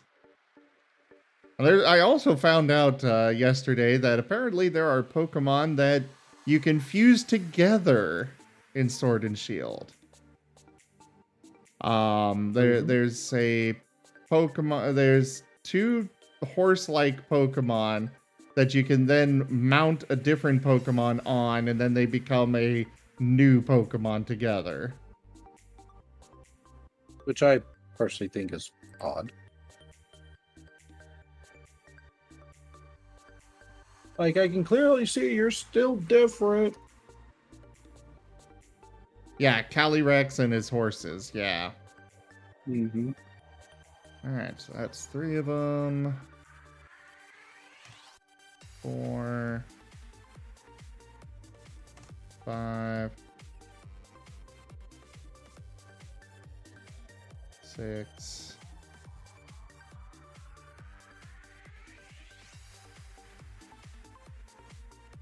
Seven, 8, I guess. So Shadow Sneak would be level 8. And I believe that's a ghost type move. Yeah.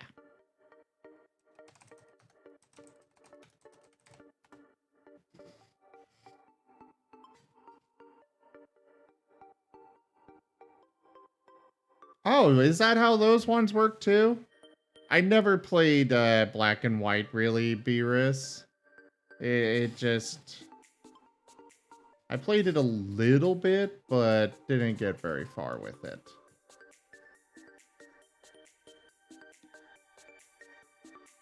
Alright. Next on the list, we got Curse. I wonder how Curse actually works in Pokerole. Probably modified, if I had to take a guess. Are you familiar with Curse? Is it the one that if I faint, you faint? What Curse does is you take half your HP in damage, or half of your max HP. However, this is the only move that is different based on whether you are a ghost type or some other type. Mm-hmm. If you are a ghost type, then you cut your HP in half and you put a curse on the target. And at the end of each of its turns, it loses a quarter of its max HP. So you're reduced to half health, but in 4 turns, that Pokemon is dying.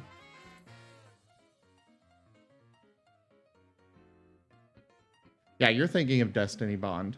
And hi there, Gem Time.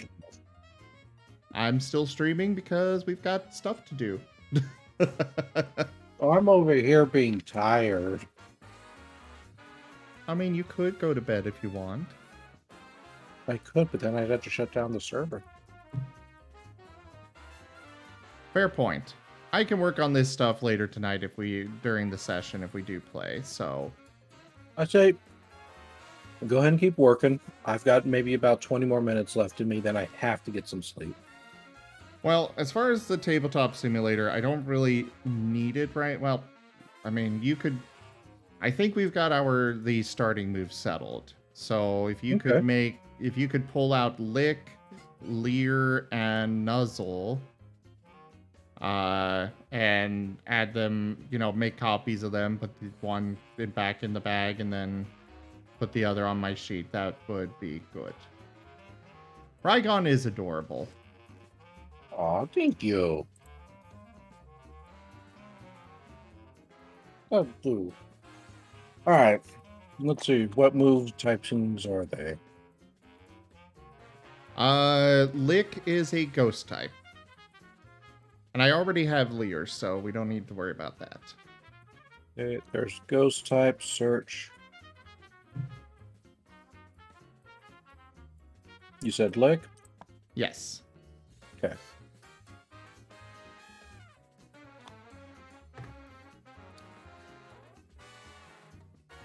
There you go.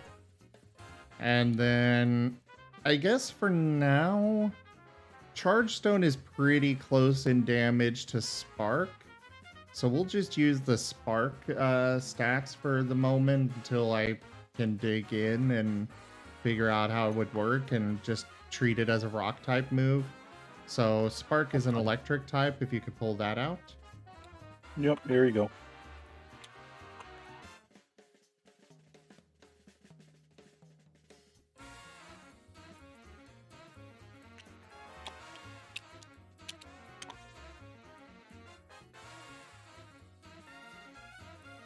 There you go. You got yourself all settled.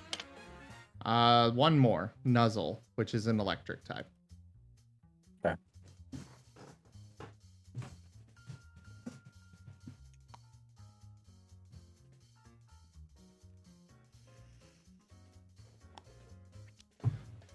Kind of is Beerus, except Charge Stone in this case is basically a rock type move that can also have a chance of paralyzing.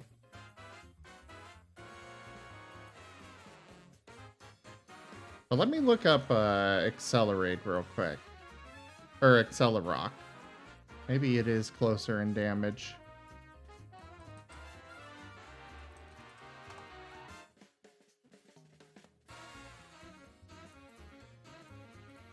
Oh, it's lower power.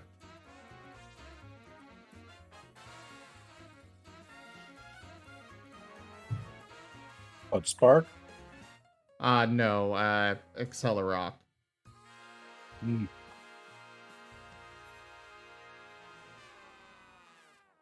Oh, no. Charge Stone is base power 50. So I need to find something that's similar.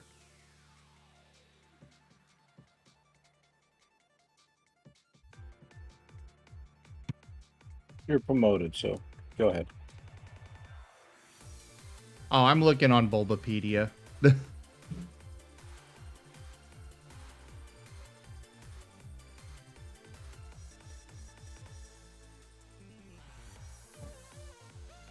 Rock Throw is 50.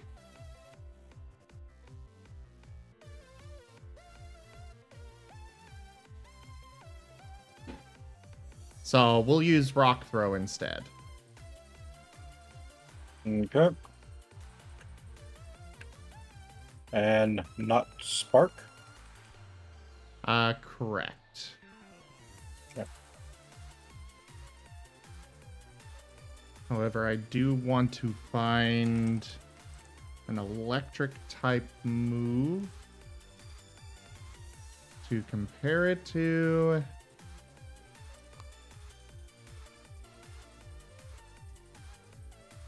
For the, Oh, this does not actually say what the chance is for...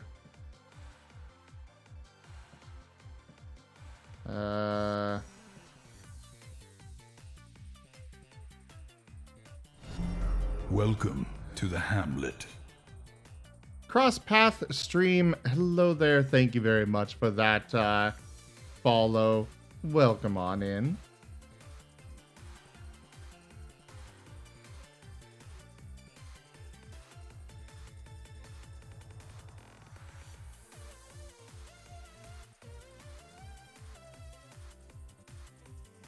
Maybe it'll be easier to look for something that has the same paralysis chance.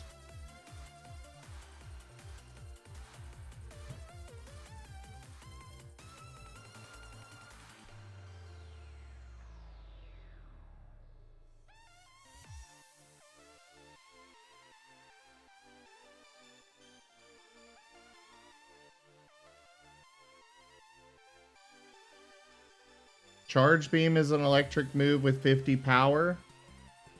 It also has a 20% chance to paralyze. So I'm trying to find one that also has 20% chance so I can... Ah, here we go. Bolt Strike. You could pull that out.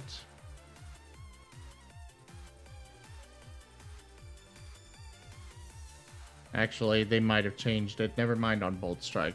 Apparently that is a special move of a legendary, so it's probably got different stuff.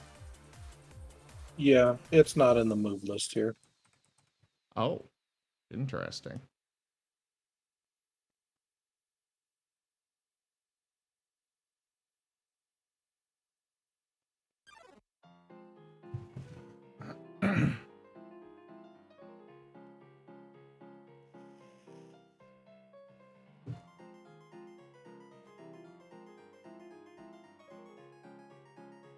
Legendary moves aren't in the 1.0 stuff.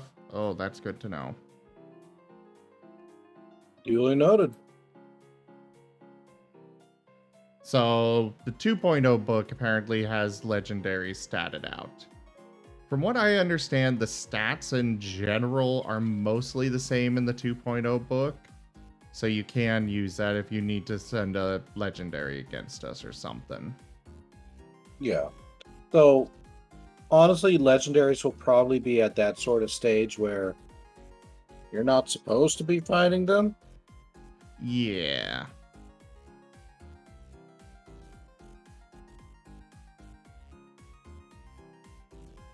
Muzzle is guaranteed. Thundershock, how is that? That's 30%. That is 10%.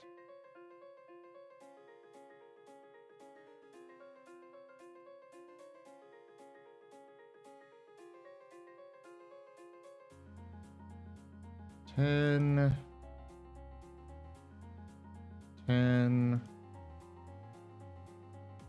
10.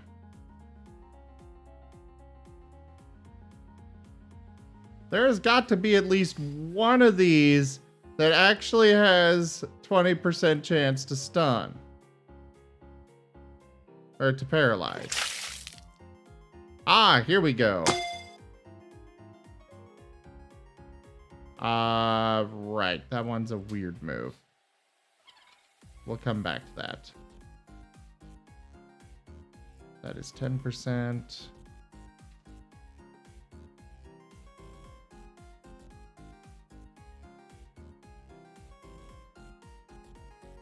That one is 99.6% chance of paralyzing the target. All right, roll me a 100 die. Let's see how this goes.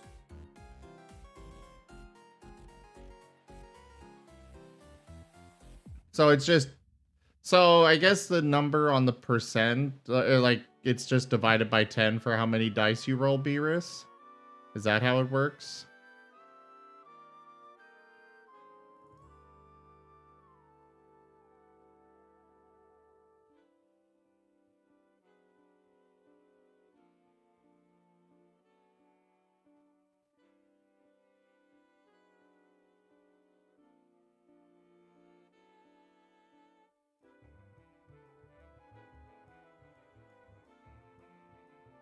Hi there, Crosspath and everybody else throwing things at me.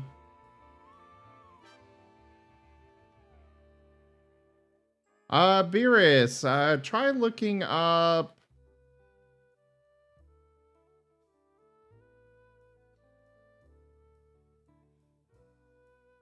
Look up Try Attack for me, Beerus. Because it has a 20% chance of paralyze, fire, or burn, or something else. I forget the other. But so far, it's the only one that I've seen that is actually 20% chance. Hi, Deafened.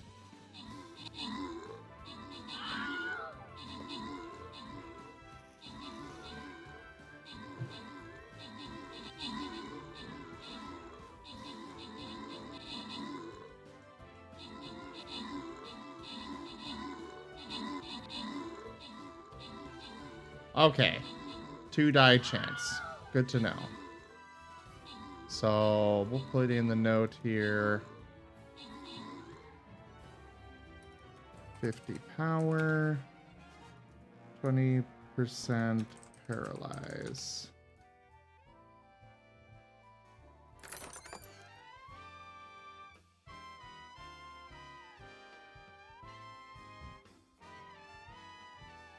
Alright, that's going to be it for Stream Raiders today. We'll come back to... I'm hopefully not going to be doing a whole lot more today. Let's see. We got Shadow Sneak added to the list here. Curse. Right. I was figuring that one out. So at this point, Rygon, that's all I need from the server there. Alrighty. I'll go ahead and give it a quick save and we'll move on. All right. Thank you for joining and stuff. Of course. Well, thank you for having me.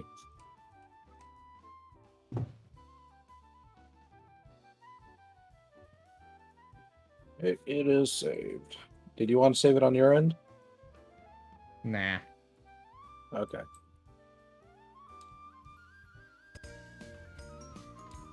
Do, do, do, do, do, ba, do, boo, boo.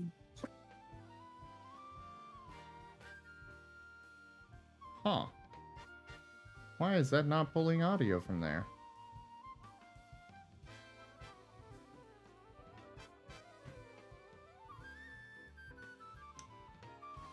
Okay, so yeah, it's just 2 dice. Good to know.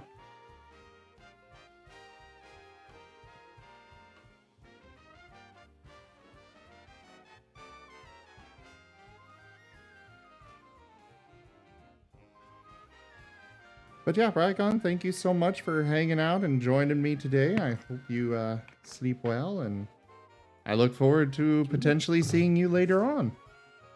Yeah, I look forward to seeing you as well, and we'll see if we can't get a game going later today. I think that would be a lot of fun. Oh, I'm definitely hoping we do. Yeah. Well, here's hoping it goes well if we do. But anyway, I am outsies. I'm going to go get some sleep. Good night. Good night.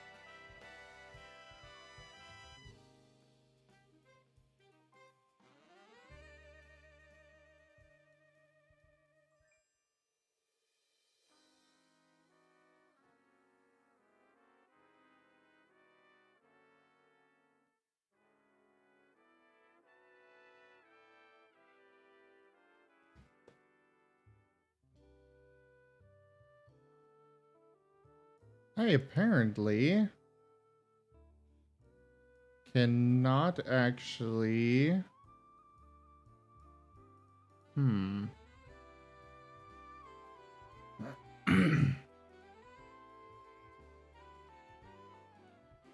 audio recording device. Here we go.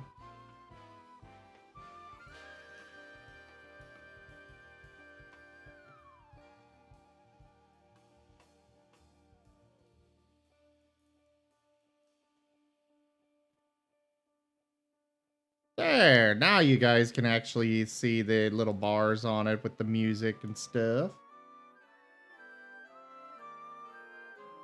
I wanted something for you guys to look at, even if it's not much.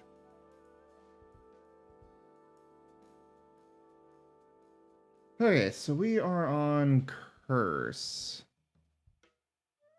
I am only going to work with ghost types for this. So...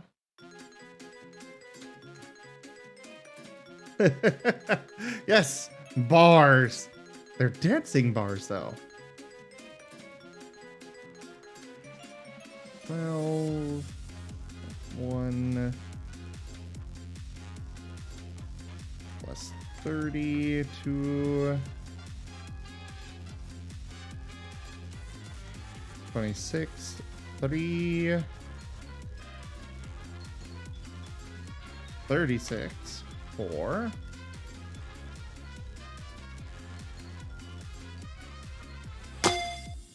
Ow! Another 36, 5.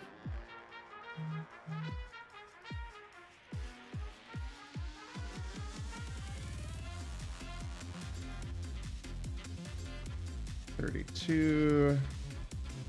6.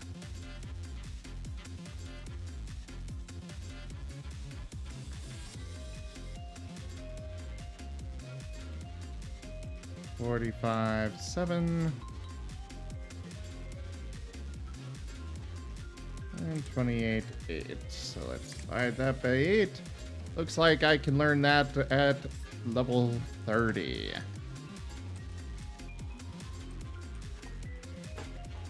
Ah. Oh, hey there, Aardwolf Essex. How you doing? Or you could stick around and keep helping me with this, Beerus.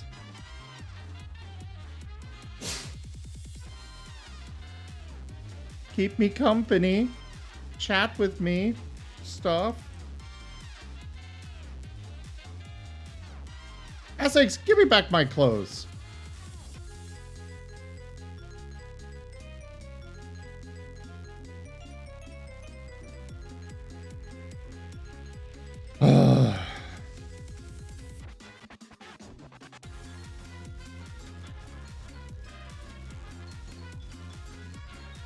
Four. 15, that's 3. 8, that is 5. 56, that's 7, or 6. 8, that is 7. 15, that is 8. And now we'll go ahead and divide. 13. That seems fair for charge.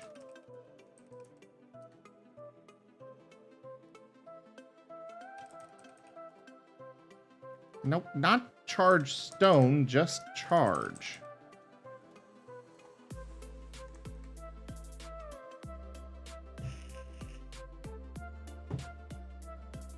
Ah, you woke up a bit ago and was lurking? Well, thank you for that.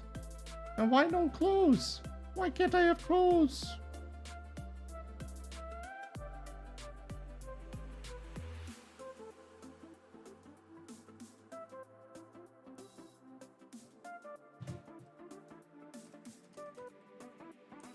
Thunderbolt.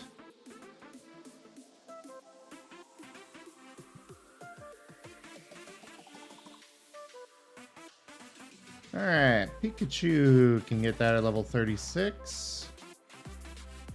Magnemite, level 34, that's 2. Voltorb, level 29, 3.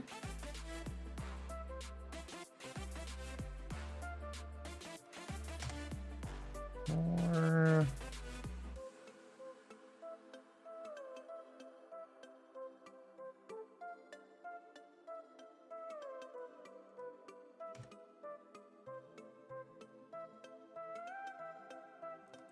$34, 5.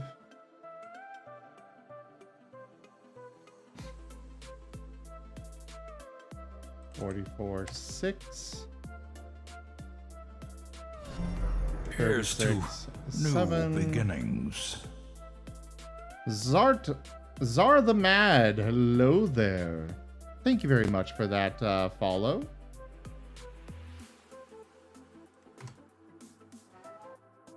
Alright, looks like this one would be level 36. Here's to new beginnings. Ivy Proto, hello there, and thank you for that follow.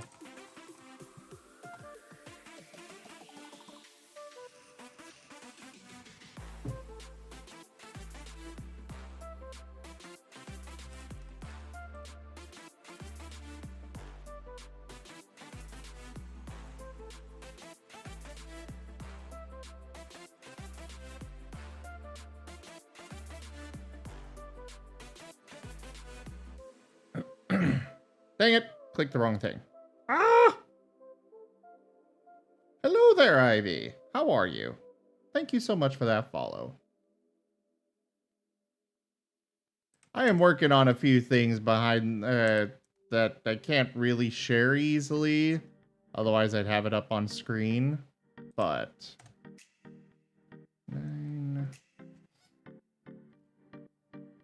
9 and 3.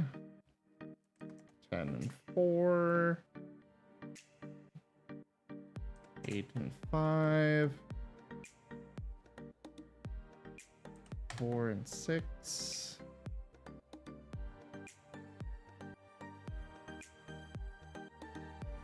13 and 7.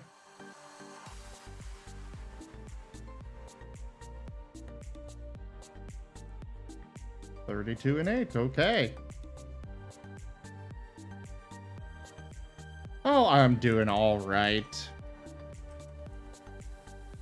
Bit tired. We're honestly going to be ending here in the near future, in a little bit here.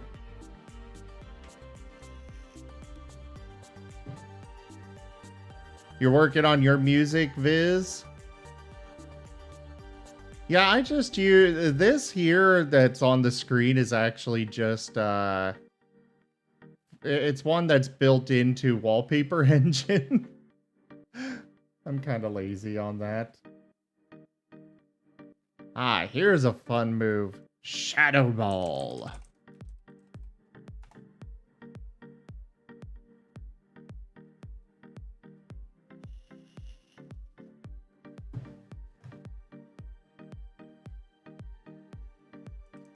$40. 43, 2. 41, 3. 45, 4. 35. 46. 20. Really? Okay. 7.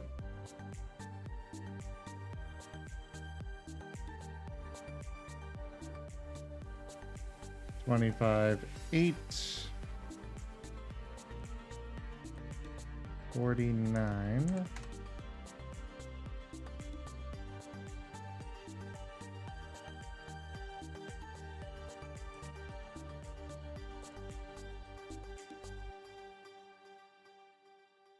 Oh, definitely, Beerus. It's a great move for ghost types.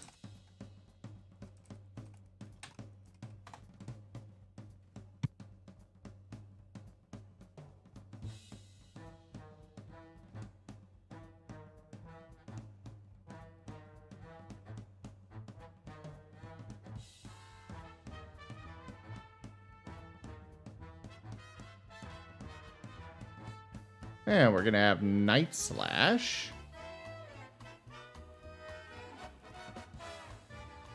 Doug Trio can learn Night Slash? Huh. Well, it's a dark type move.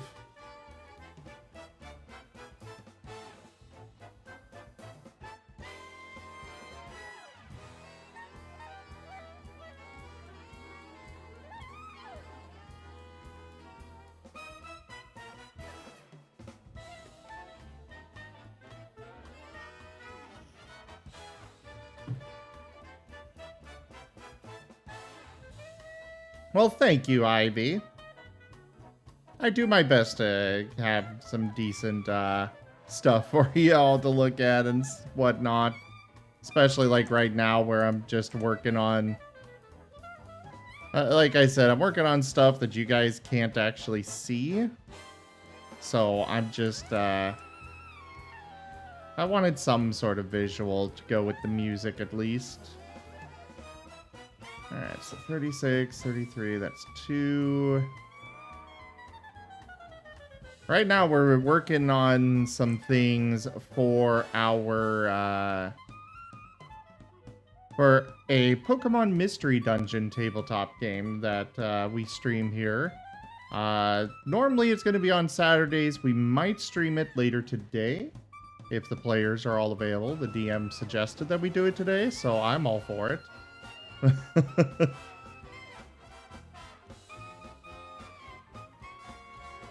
45, 3. 25, 4.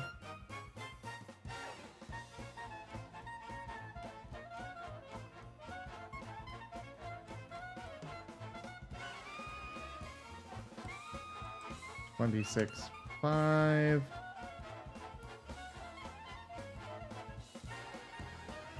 28, 6.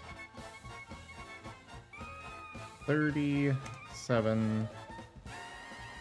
And 36, 8. Divided by 8. And we got 32.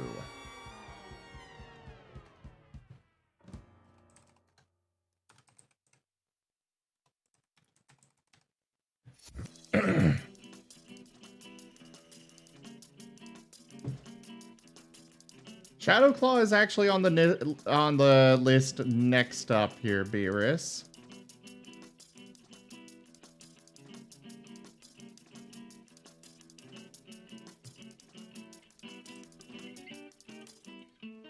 I know in the games when I've had it available on one of my Pokemon, I've used it a lot because of that crit.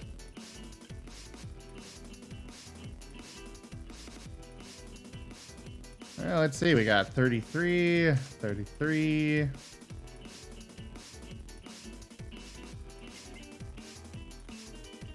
And 34. And 42. Okay. Looks like it's level 35.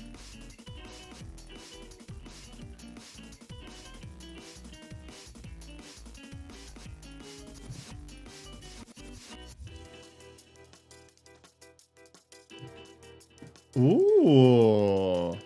That sounds interesting, Beerus.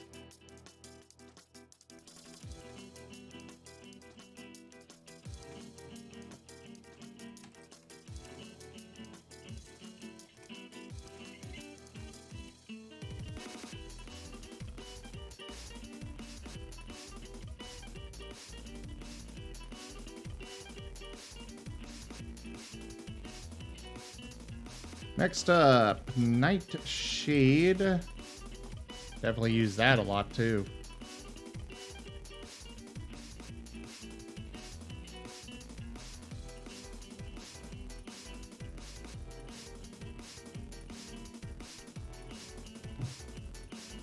Shadow Force is the same thing, but more power. Ah, that makes sense. All right, 19, 15. Oh, wait, that's an evolved form, so 15. Oh, wait, no, they changed it. 28. 15 and 2. 20 and 3.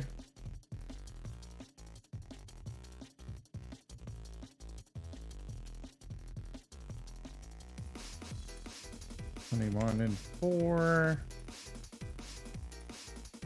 7 and 5. 16 and 6.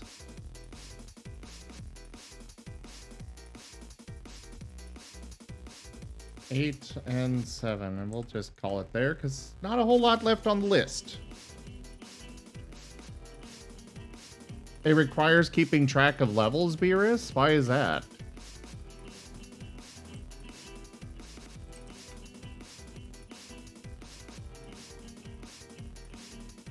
What does it do in Poke? Oh, it inflicts in damage equal to the user's level. I see.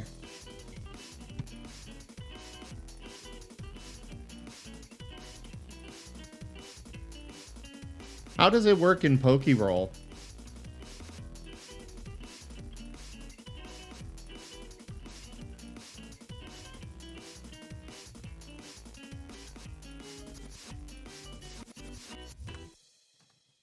Normal and growl. I don't need to look that up. That's something I'd start with.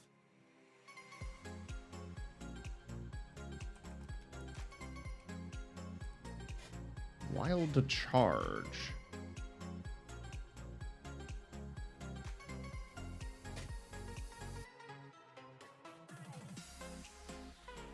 Alright, so wild charge. Level 50. Okay.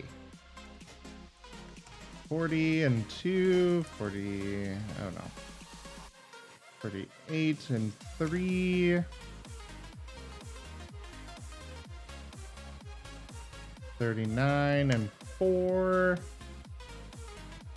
55 and 5.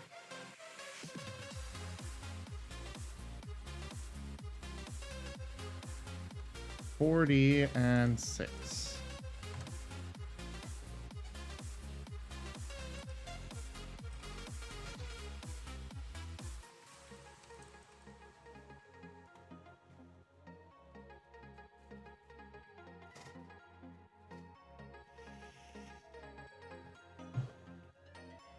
Oh, geez, that is a potentially brutal move, Virus.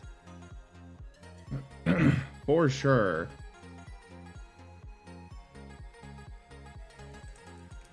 Sharpened claws. I think he means hone claws.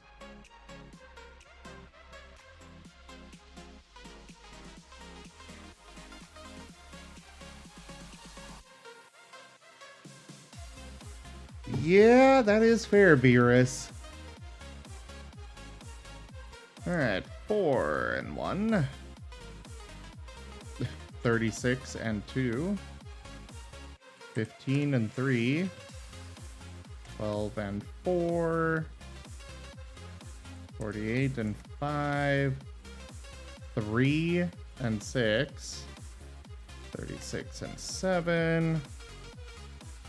Oh wait, no, not the 36. That's an evolved form. So we're at 6. 24 and 6. And 8 and 7. Level 21.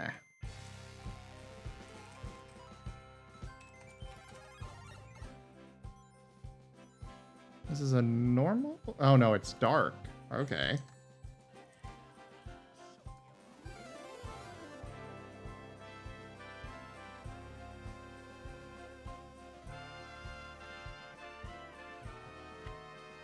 Yeah, that is something that I've noticed, Beerus, is that levels kind of don't matter in most situations on that. And then, let's see, we've got Howl.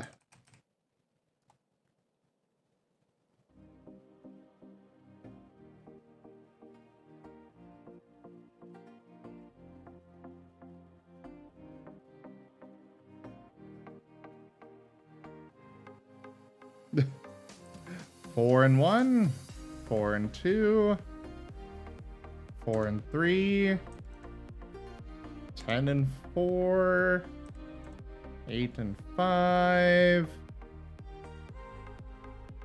16 and... Well, actually, Rock Breath learns it at level 16, so maybe I should just leave it at that. Well, no, I'll go based on it. I'll keep going by how we've been doing it. That was 5? Yeah. So, level 9.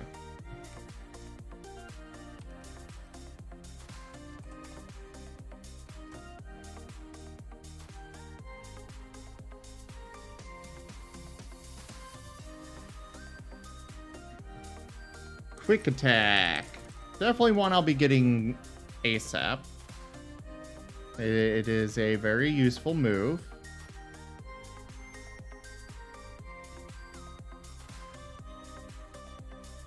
And there are a lot of Pokemon that learn it. A lot of Pokemon. Ow! Why, Essex?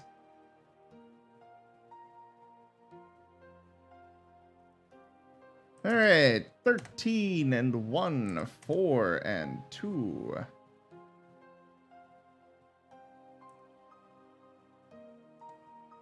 8 and 3.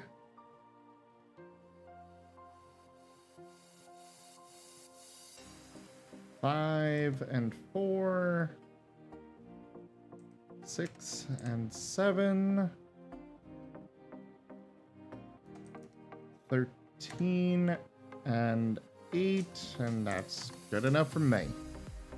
This one is 6, normal, quick attack. Yeah, why wait for your turn if you could just go first?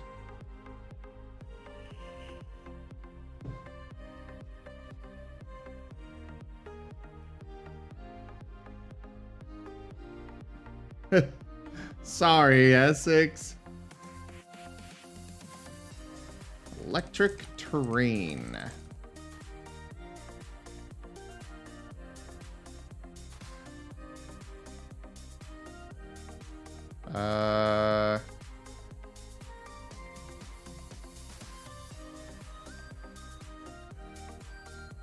Well, for Pokemon, or, you know, first level evolution Pokemon that learn it. Ow! There are very few.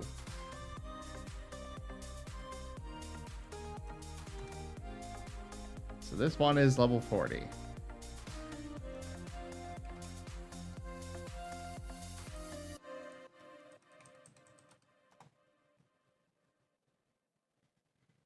And then last but not least, we have Bite and Crunch.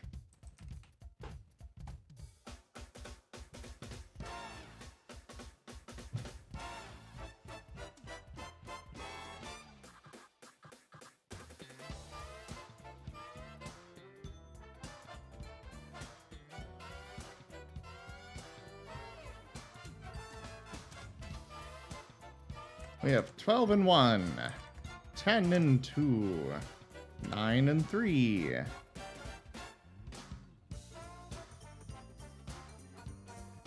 30 and 4, 30 and 5, 16 and 6, 8 and 7,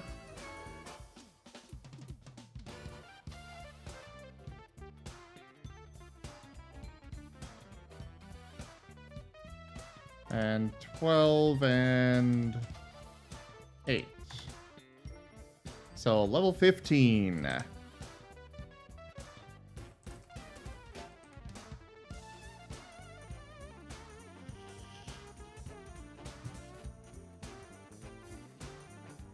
And now the last one is Crunch.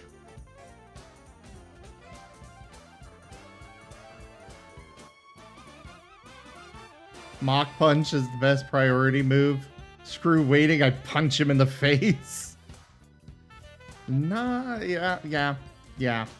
Gotta agree. Alright, so for Crunch, we have 22 and 1, 24 and 2, 50 and 3, 32 and 4,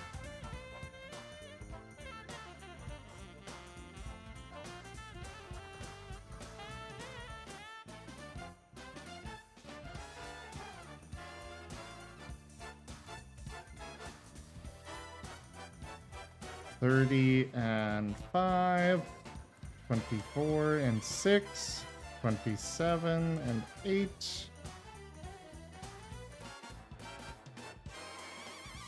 So level 26, I can get Crunch? Huh. Feels a little early, but I'll adjust these a little bit myself, because we wouldn't have a bunch of moves coming in at the same level.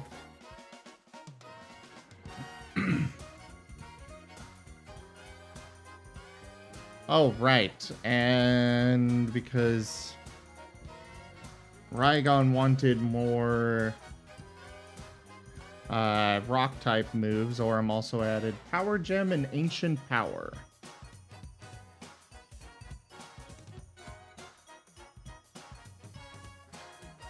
Orem said they were common on Ghost type, so we'll go with that.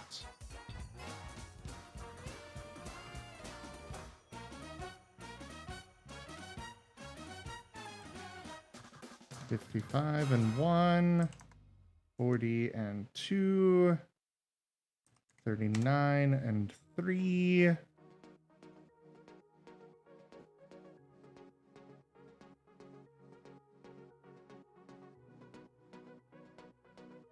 40 and 4. For one, only the ghost types that can learn it. So 43. And this is a rock type?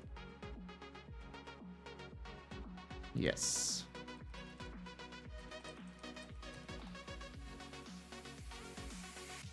And then we have Ancient Power.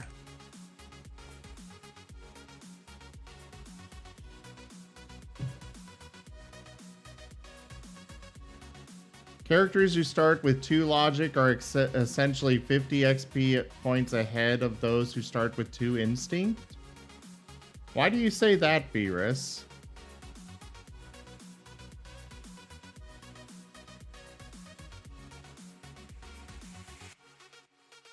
$24 and 1, 30 and 2, 30 and 3.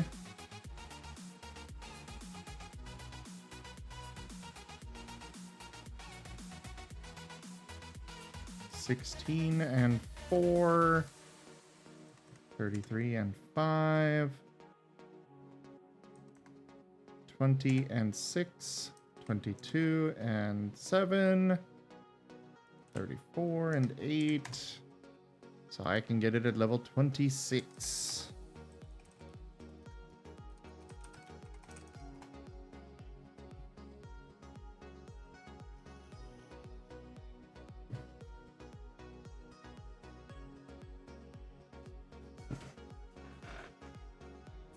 Oh, but purchasing an instinct does not reduce your logic?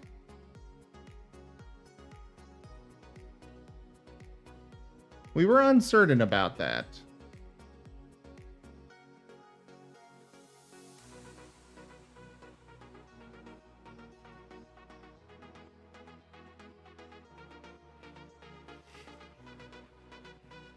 Ah. Well, I will definitely bring that up with Rygon.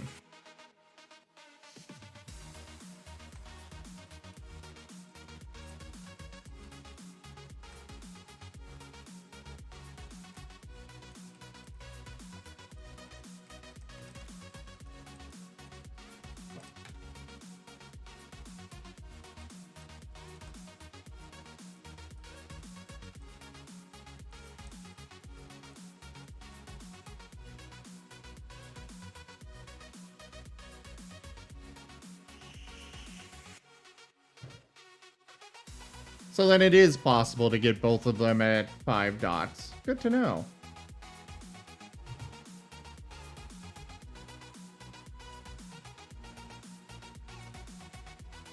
Alright, so then next up we have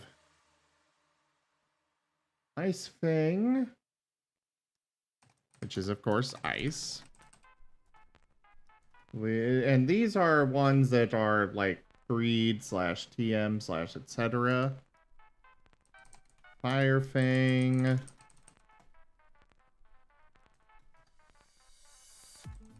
Air, or no, flying is the technical name for that. Aerial Ace.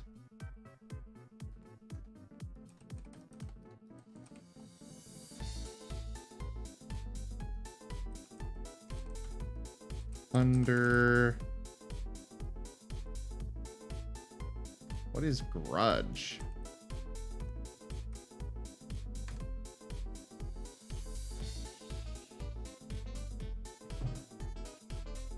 Evolving reduces your logic. Ah.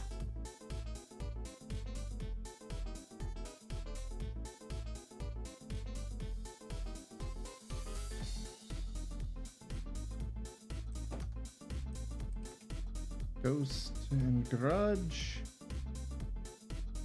Then there is Spite, which I believe also reduces power points on these.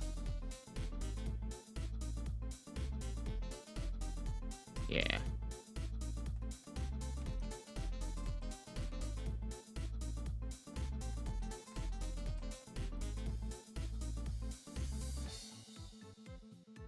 Yeah, Grudge is Destiny Bond for power points instead of KOing foe. Yeah, that's kind of what it seems like.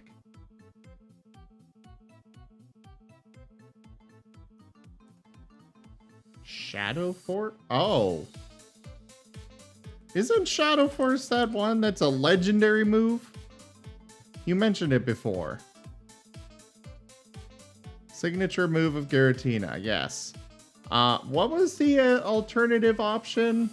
We're not gonna use a signature legendary move on this. That's a little too much. Hi there, Kindle.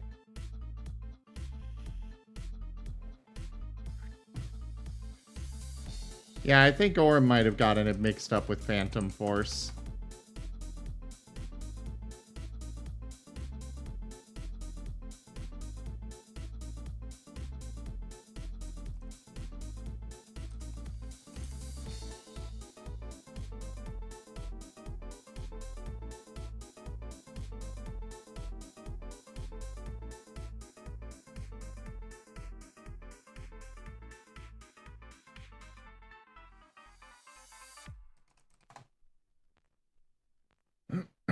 And last but not least, Roar. Which I don't think I will try getting Roar. I'm working on a few things that are probably going to be relevant tonight, Kindle.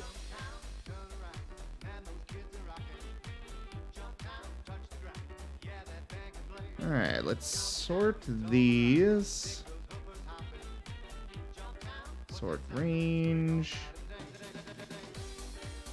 Yeah, sorting it by column 1 is fine.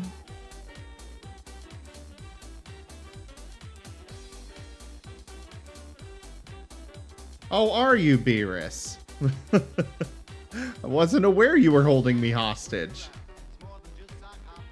Alright, so that's 6, 8, 9, 11, 13, 15, 16. We got 2 19s. I guess I'll bump this one up to 20. 21, 2 26 ones. I'm gonna bump this one up to 27.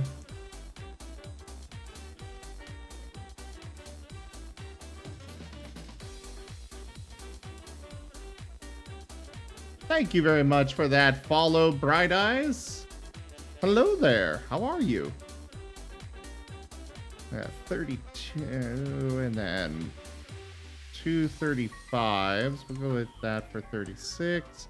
Then make this 38 just to spread it out a bit, because there's already a 36. 40, 43, 45.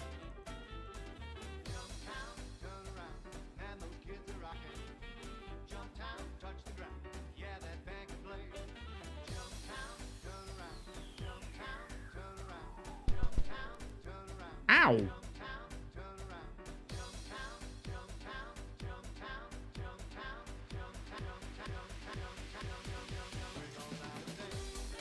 And then this range is going to be sorted by column C. There we go.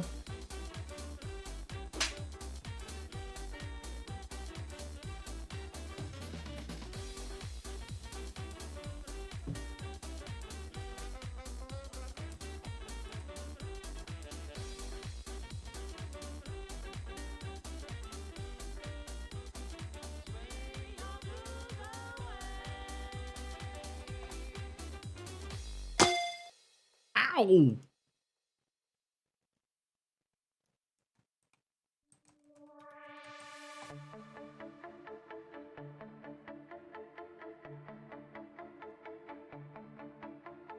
All right, so we got our move set up and good to go.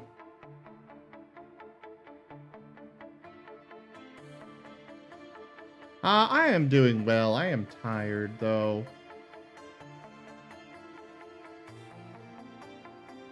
And unfortunately, this is where we are going to be calling it for this evening. Or morning at this point. I just had some work that I needed to get done, potentially for later on today. Thank you all so much for joining me, though, and the follows and such. do make sure that you all come on by another time. We've got a lot of great stuff here on the channel.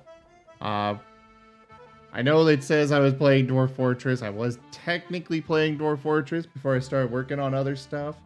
But, you know, check out our website, zgfgaming.com. We've got links for our Discord, Telegram, Twitter, Patreon, and more there on the website, as well as down in the description below through our link tree. Thank you to my patrons, donators, and subscribers. It is because of your support that I'm able to continue bringing these streams to you all. I really cannot do this without you guys. Do consider becoming a patron over at patreon.com/zgfgaming. It's one of the best ways to support the channel, but you can also do so by grabbing some packs over at Streamloots, or by simply sharing the stream around. But for now, thank you all so much for joining, and I bid you the most fondest adieu. I hope to see you all next time.